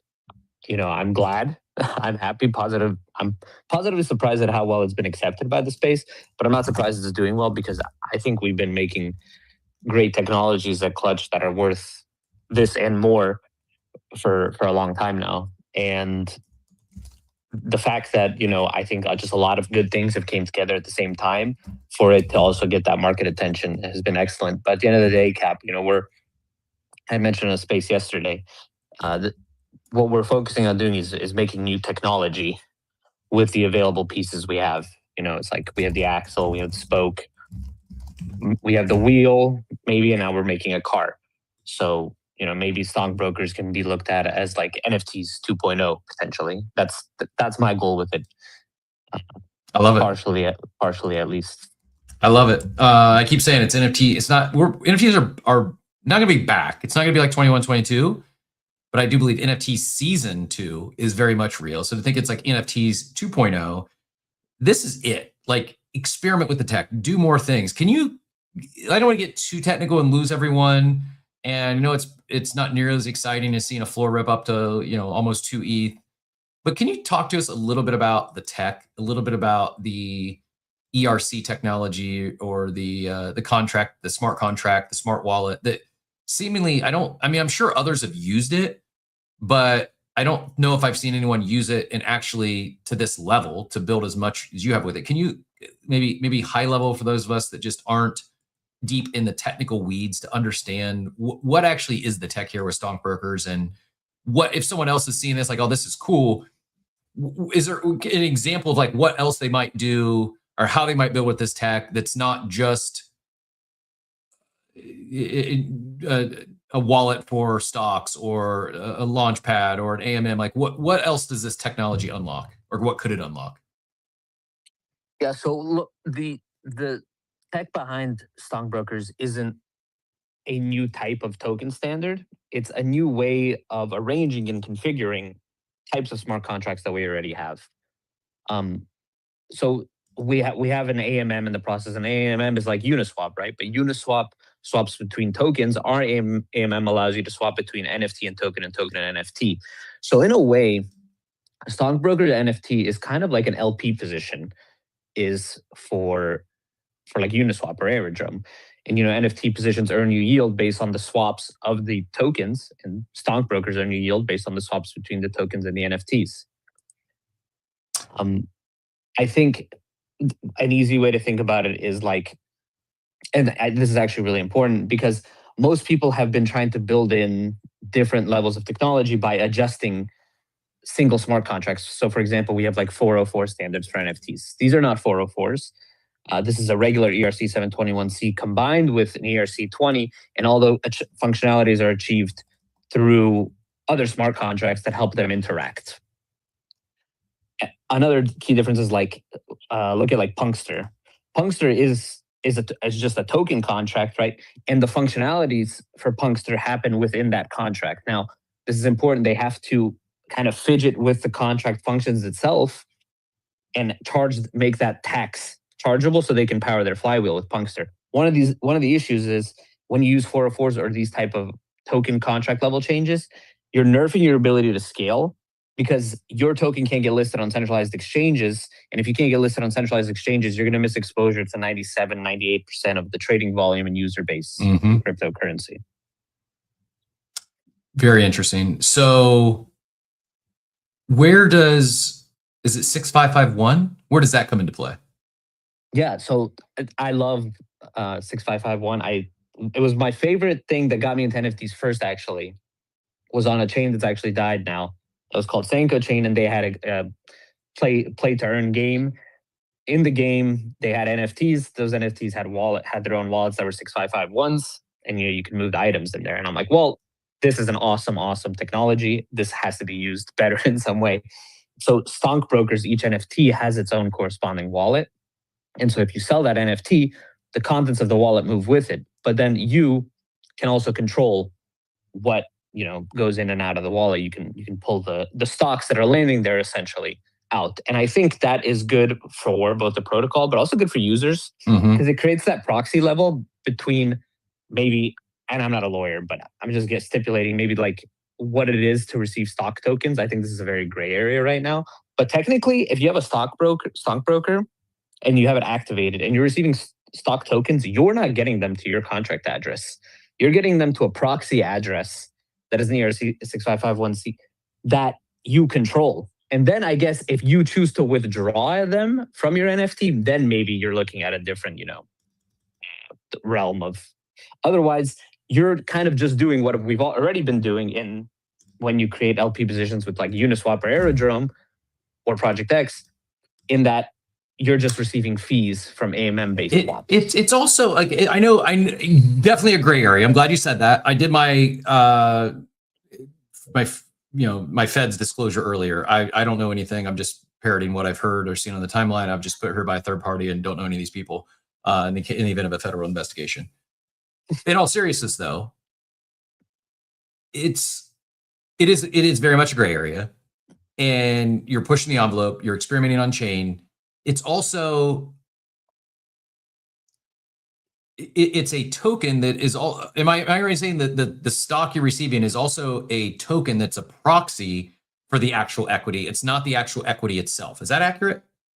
Right. And in that proxy for the equity, you get through also AMM-based swaps. Yep. But that token is technology that's being used by Robinhood to power their backend essentially for their app because they want faster decentralized processes. And so then we can get into really clever things, which is down the line, like phase 4 for StonkBrokers, where we get into additional financial primitives. For example, decentralized options, where then say you have a broker and you have like 10 NVIDIA stock, so that it's not just sitting there. You can still get yields from your stock by selling it into calls or puts and earning premiums on those stocks. Super exciting. So I got to ask some tough questions, and it's maybe we've had a couple people already ask this morning who missed the mint, or I was fortunate, man. I joked when you're on the show. I was like, man, 8 o'clock. I gave you a hard time like putting it mint at my bedtime. But I was like, I reminded myself Friday night, I'm like, okay, I got to go back to the office. Got to mint these things at 8. Sure enough, I fall asleep anyways, forget to do it. Wake up at 4 a.m. on Saturday. First thing I do is I run to my computer. I mint my StonkBrokers. So I lucked out. I've had a few others ask, so they missed it. They sold some clutch puppies, which, by the way, Florida, the clutch puppies, the pixel puppy, everything's pumped. Everything that you've built is pumped by proxy or by relation to the StonkBrokers. For those that maybe missed and they hold a clutch puppy or pixel pup and they didn't burn for a StonkBroker, are they just out of luck? Might there be more things coming, whether it was StonkBrokers or future things you do in the past? Like, what, for those that are feeling a little down this morning, is there any silver lining there? or any reason to hold their Clutch Puppy or Pixel Pup? Yeah, look, I think what you get to watch is an iterative process, right? And you literally are seeing through the projects that I've deployed experimentation where I do this, I learn, okay, maybe this doesn't work well, I try to make it better. Maybe this doesn't work well, I try to make it better. And each round is an improvement. It's like 1.0, 2.0, 3.0, 4.0. But we're just going to continue to like iterate and improve.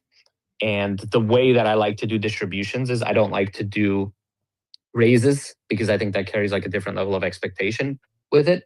So what I like to do is I like to look at, hey, who's been participating in my projects? Who's the holder? Who are the people who are not like farmers or leeches, essentially? And that's easy to do on chain. You can just look at the contract at the wallet addresses, and then I whitelist those people for the next activation. So then I'm just aggregating all of our users, and we're just going to keep iterating and improving. I love it, man. Well, really, really well done. Love how you're moving. Love how you're executing. I gave you some flowers earlier before you joined us, but just to reiterate, since you're here, I love that you have experimented on chain. I love that you're taking new shots. And while you continue to experiment, and I don't even want to say pivot, because you're bringing the community along. You're bringing their supporters. You're giving them opportunities to participate in the next thing. And to me, that's what got me so excited about this. One of the things that got me so excited about this NFT world is your loyalty should matter. And then Simple Farmer's not saying this. If you want to add any alpha, you're more than welcome. I'm going to quote Jolly Elf, who says, hey, I had to bounce this morning when you're talking about the clock-in part. What it is one person can volunteer to pay the ETH gas fee for everyone to disperse stock tokens at any time the value is over 0.1 ETH. If nobody volunteers, a bot will do it at some point. But this is like tipping or giving back. Also, again, I'm quoting someone else. This isn't Simple Farmer. We're not putting him on the spot. It says also there are rumors that Simple Farmer is tracking the on-chain activity of who hits that button and who pays those who pays the fees to distribute those funds. Those people may receive a later bonus. Maybe not. Simple Farmer's not saying that. We are. That because it's on chain, he can see that. He can see who unlocks those rewards, who quote unquote tips the community. That is possible because when all StonkBrokers launched, he unannounced gave hooks of people up who've been day one holders and stakers, and very much so rewarding not just holders, but I think very much so rewarding those loyal brand ambassadors and supporters from the jump. And much respect. Like that's one of the things that may seem obvious. But we talk about proof of fandom and proof of supporters. And when I got so excited about the idea of entrepreneurs building on chain because of what the technology can unlock, one of the things that unlocks is fandom. And when I talk fandom, it doesn't have to be fandom of, a brand that goes global with their IP like Apes or Pudgies or Azuki or Doodles, or like fandom can sometimes be like, who's actually doing the on-chain stuff? Who's actually experimenting? Who's helping break things? And you can see that here. And I guess you theoretically could in Web 2 by email addresses or however, logins and stuff. But here it's easy to see, and not just for Simple Farmer, third parties can see it. Like we were talking Z earlier, like this is an opportunity for others that want to pay. Hey, and to me, I know I haven't seen anyone talk about this, but what Zeet's doing is way healthier, way better for the timeline, way better for the brands than InfoFi was. You got to actually, like, there's people that made 5, 6, 7 figures in InfoFi and maybe never used the platforms they were getting paid to use other than like creating an account, but never did any transactions on chain. That's a broken system. Not only were those influencers and those people running campaigns not converting their following, they weren't even using the product themselves. That's ass backwards. Like that's not a loyalty reward campaign. That's just, you're getting farmed. The farmers were farming the protocols. Like taking advantage of them, not just farming them and doing what they wanted to bear fruit. They were quite literally taking full advantage of these protocols, and these protocols were paying out huge sums of money with no conversions. Like that was broken.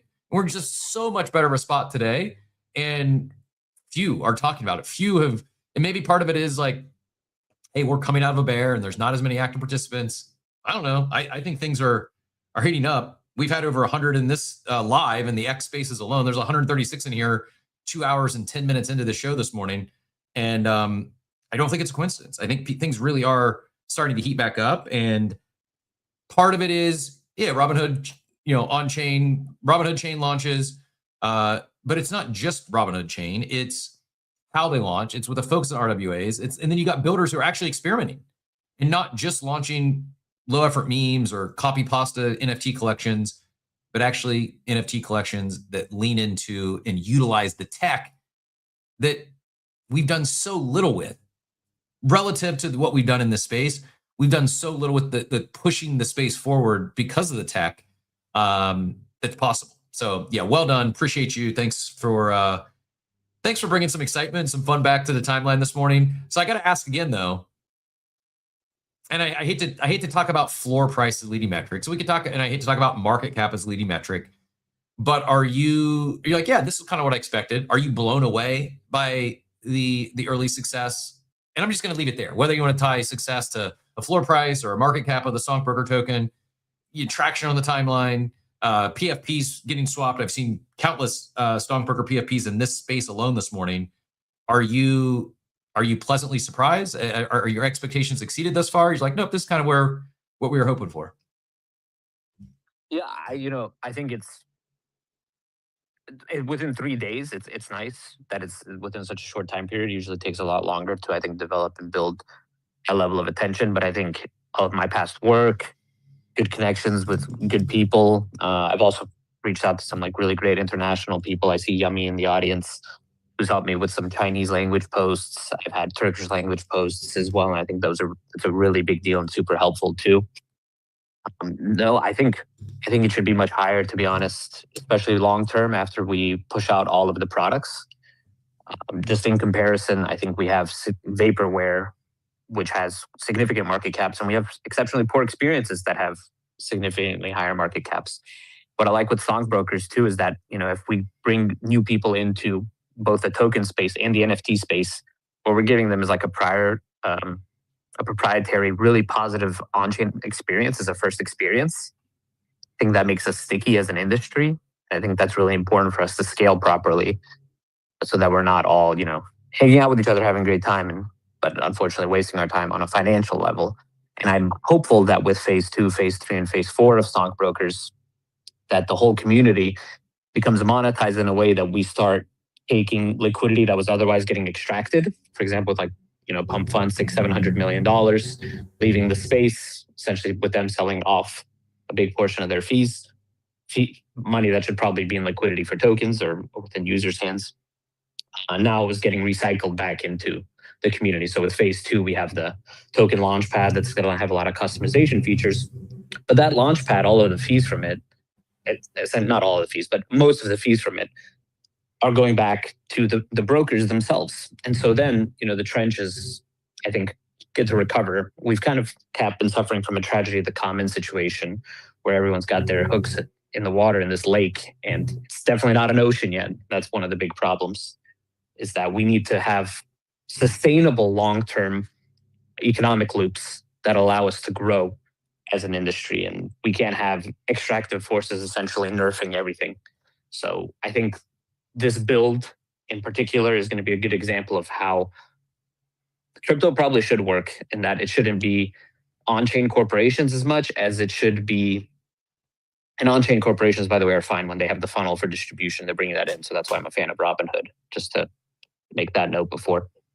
But we should have more just inventions and technologies that allow us to have peer-to-peer financial interactions. And that's how you scale without having 90% of liquidity extracted per year. And then number go up, but also then this becomes a good investment. And with RWAs as well, I think, Cap, we've seen that with what Gachapon and Pokemon cards are doing, Pokemon cards with Gachapon protocols are doing, is that people have a huge distaste recently for crypto assets because they find them illiquid, they find them risky. People are migrating more towards RWAs that they know are liquid and are safer bets. And so with StonkBrokers, you kind of get best of both worlds. And I made a post this morning is that the asset is a hedge against crypto itself because of the stocks it's generating and holding. I love it, man. I'm not just saying this because you're on the stage, because we've had you on here before, because I have a couple. Like, this is it, man. Like, this is what it's what Robinhood wants to see, right? They want to be an RWA chain. It's like, well, are people going to go to Robinhood just because they can trade stocks after Wall Street hours close? Yes, some will, but it shouldn't stop there. Like it's like, oh, it's 24/7 stock trading. Okay, guess what? Every stock market's going to be 24/7 in the next few years, at least 24/5. Like they're all heading that way. Sooner or later, you're going to be able to trade any stock anywhere you want 24/5, at least, if not 24/7. I don't know why they wouldn't turn on weekends once they go 24/5, but some of them are on record at saying that that's 24/7 is not even the goal. They're still going to shut off during the weekends, which whatever. So some people will come to Robinhood Chain just to trade stocks 24/7. But then what? What happens then after everyone's can trade 24/7 out of the retrade account? Okay, you lost that user base again. You got to use the tech, unlock things that you can't get in your E-Trade account. You can't do in your Charles Schwab account. And I think that's what this experimenting's led us to. And I'm here for it. I'm grateful to have a couple. I'm grateful for the pump more so than I am my own bags for the experimenters. Like if you've been on the fence, you've been thinking about trialing something, but you're just not sure if it'll land, just take the shot. It may not land. Who cares? Take another shot in a few months. Like get back up, dust yourself off, and do it again. I think Simple Farmer is perfect living proof that you can take 2, 3, 4 shots on goal, and it's your fifth one that ends up being the big dub. Just don't forget your original supporters every time you take a shot. Do your best to at least attempt to bring them along for the ride and incorporate them into what you're building. Reward those people who were there from the jump, and more of this, more on-chain builders, and using the tech, using the technology to differentiate yourselves from those that aren't on chain, that simply can't do some of this stuff. Simple Farmer, appreciate you joining us here on No Notice this morning. But one of my favorite things about coffee is this often how it happens. Like we don't have a plan. Yeah, we do plan interviews. We have a couple more this week, but often it's impromptu. There's a subject matter expert or someone, whether it's the founder or a team member or just someone that's deep in the ecosystem, joins us. And we got that today from TMA and Jesus and Andrew. All some great takes across the board there. But yeah, really appreciate you joining us. Is there anything that we didn't talk about yet? Is there anything you were hoping to share? Anything that maybe for those, if this is the first time they're hearing about StonkBrokers, anything you'd want to know? Yeah, but any closing words, final comments before we let everyone get out of here? I think, just if you're looking at it, the chart is pretty, but I think if you get on and use the protocol, it's even better. I think that part is the coolest part. Some of the features like clock in, activating your brokers, which by the way, I think is the best move you can make at this time, especially with exceptionally high volume. People are probably asking, what happens to this process? Like, how does this scale beyond just having this regular high volatility volume? How do you continue to keep breaking those fees, which people are obviously absolutely eating on right now? Mm-hmm. It becomes the fact that the rest of the fees start coming from our external applications, the applications that are external to the token and the NFT themselves. And so that's namely the Launchpad, having our own VDEX, and then the decentralized options exchange. I think all of those things together are going to work super, super well and keep reinforcing that fee flow. And I'm hopeful that this can bring positive attention, and not just Robinhood Chain, but the NFTs as a whole, and also maybe set the path for some new builders. But I would still say in crypto it's hard. It's kind of like right now I've been running through the jungle, but I know what's waiting for me, right? Like mint is coming up, I get 10,000 collab offer messages. I realize these are all really, really terrible things to agree to with people. Then you have these offers. You have I kind of learned to navigate just because of my experience within the space, which is good from my perspective. But from the perspective of like a super talented, creative individual who has no experience in crypto, they're going to go through the ringer before they'll be able to launch a good product. And I don't think that's actually good for us as being a space as a whole. Also, I had to meet a lot of people. I had to get super connected to do well. I would like for us to get to a point where somebody can come in and have like one follower on X as a brand new person, somebody who's a really talented software developer, deploy a good product, like one of the best products in the space, and succeed. Because right now, I think a brand new developer who deploys one of the best products in the space they don't have following, and if they don't know what they're doing from like a marketing standpoint, aren't going to do well in crypto. And I think we should make it the opposite. I think just like the elite builders, the elite creative individuals should do super well, because then, you know, we made that comparison to I think the World Cup a couple weeks ago. Is like, imagine if soccer wasn't being played by the best players. If it was just people who were friends, like Cap's friends were all the soccer players in the World Cup. People are like, wow, this is a really terrible tournament to televise. Not saying your friends are bad at soccer, but you know what I'm saying, Cap. We need to have the most talented people being rewarded for creating good things in the space if we want to continue to scale and improve the levels of everything. So that includes Board API Club, Pudgy Penguins. That includes all the tokens that people may be invested in. That includes DeFi, chains, RWAs. Like, everything is contingent on a merit-based economy. So, I love it, man, and I agree wholeheartedly. Like, it's the great builders, the one they're gonna, if it's not something innovative, if it's not new, if it's not unique, if it's not novel, if there's not reasons to come, like, the great builders aren't coming here just to launch another meme or low effort art. They're going to go build an AI. They're going to go build somewhere else where there's more VC funding, there's more, more community, larger opportunities. What I think is going to get more people here building is stuff like this, is things, seeing that things can be done differently, not just how you can fundraise differently or bootstrap differently, bootstrap being both capital, revenue, and community.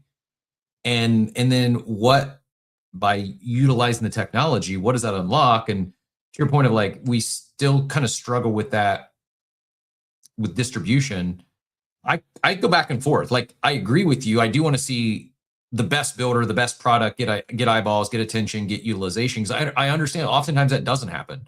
You have a great builder, a great product that just never, it's DOA because they have no marketing plan. They don't do any campaigns. They don't have any connections or any reach, and they just get no attention. They get no eyeballs, no users, and they bleed out.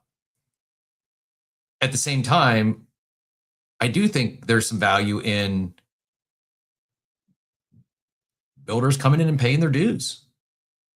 Like, no offense, but kind of like your journey. It's like you've done what we were having a little conversation earlier, like the stuff you've shipped, it's been successful. Like, you made it at Mint, it was profitable. You could have got out of everything with a profitable flip at some point, whether it was Clutch Puppies or Pixel Pups or Pup Cup. Like, they've all been profitable at one point or another. Was anything this successful as StonkBrokers? No, not by, if you use floor price or market cap as the metric.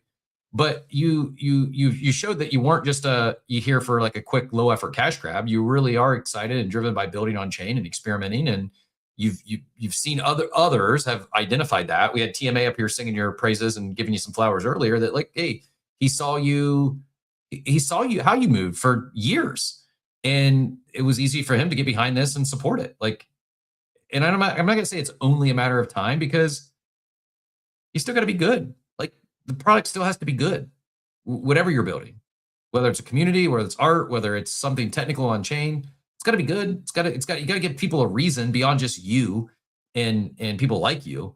Like, it still has to be good. But at the same time, that's right or wrong. It's not the only thing that's going to lead to success here. And I too would like to see the person with one follower on crypto Twitter come in and they ship a product that's game changing and they get all the credit and recognition. Part of me kind of hope that doesn't happen, because when that happens, if and when that happens, unfortunately, because the barrier of entries here are virtually none. If you can build on chain, there's nothing stopping you. It's permissionless. Almost all these chains are permissionless. And if one of the chains is it, you can go find another one. It is. Unfortunately, it makes it rife for scammers, grifters, charlatans. That just they become opportunistic, and they see, oh, I don't have to have a reputation in this space. I can come in and completely be anonymous and drop a cash grab because I saw this person that had one follow. Like, so while I do want to see the proverbial cream rise to the top, I want to see the real builders, the ones that are innovating, the ones that are doing things differently. I do want to see them get rewarded. I kind of like I don't love it. It's definitely not perfect, because oftentimes still people that don't deserve the attention get the attention.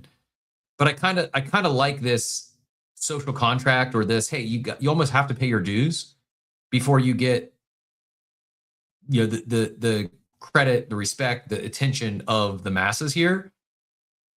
Maybe it provides a little bit of insulation in something that is a permissionless society or permissionless industry. Maybe that social contract provides a little bit of insulation that makes them earn a little more, prove that they're here for actually building something, not just a quick extractive cash grab. But Simple Farmer, appreciate you. Thank you so much for sharing.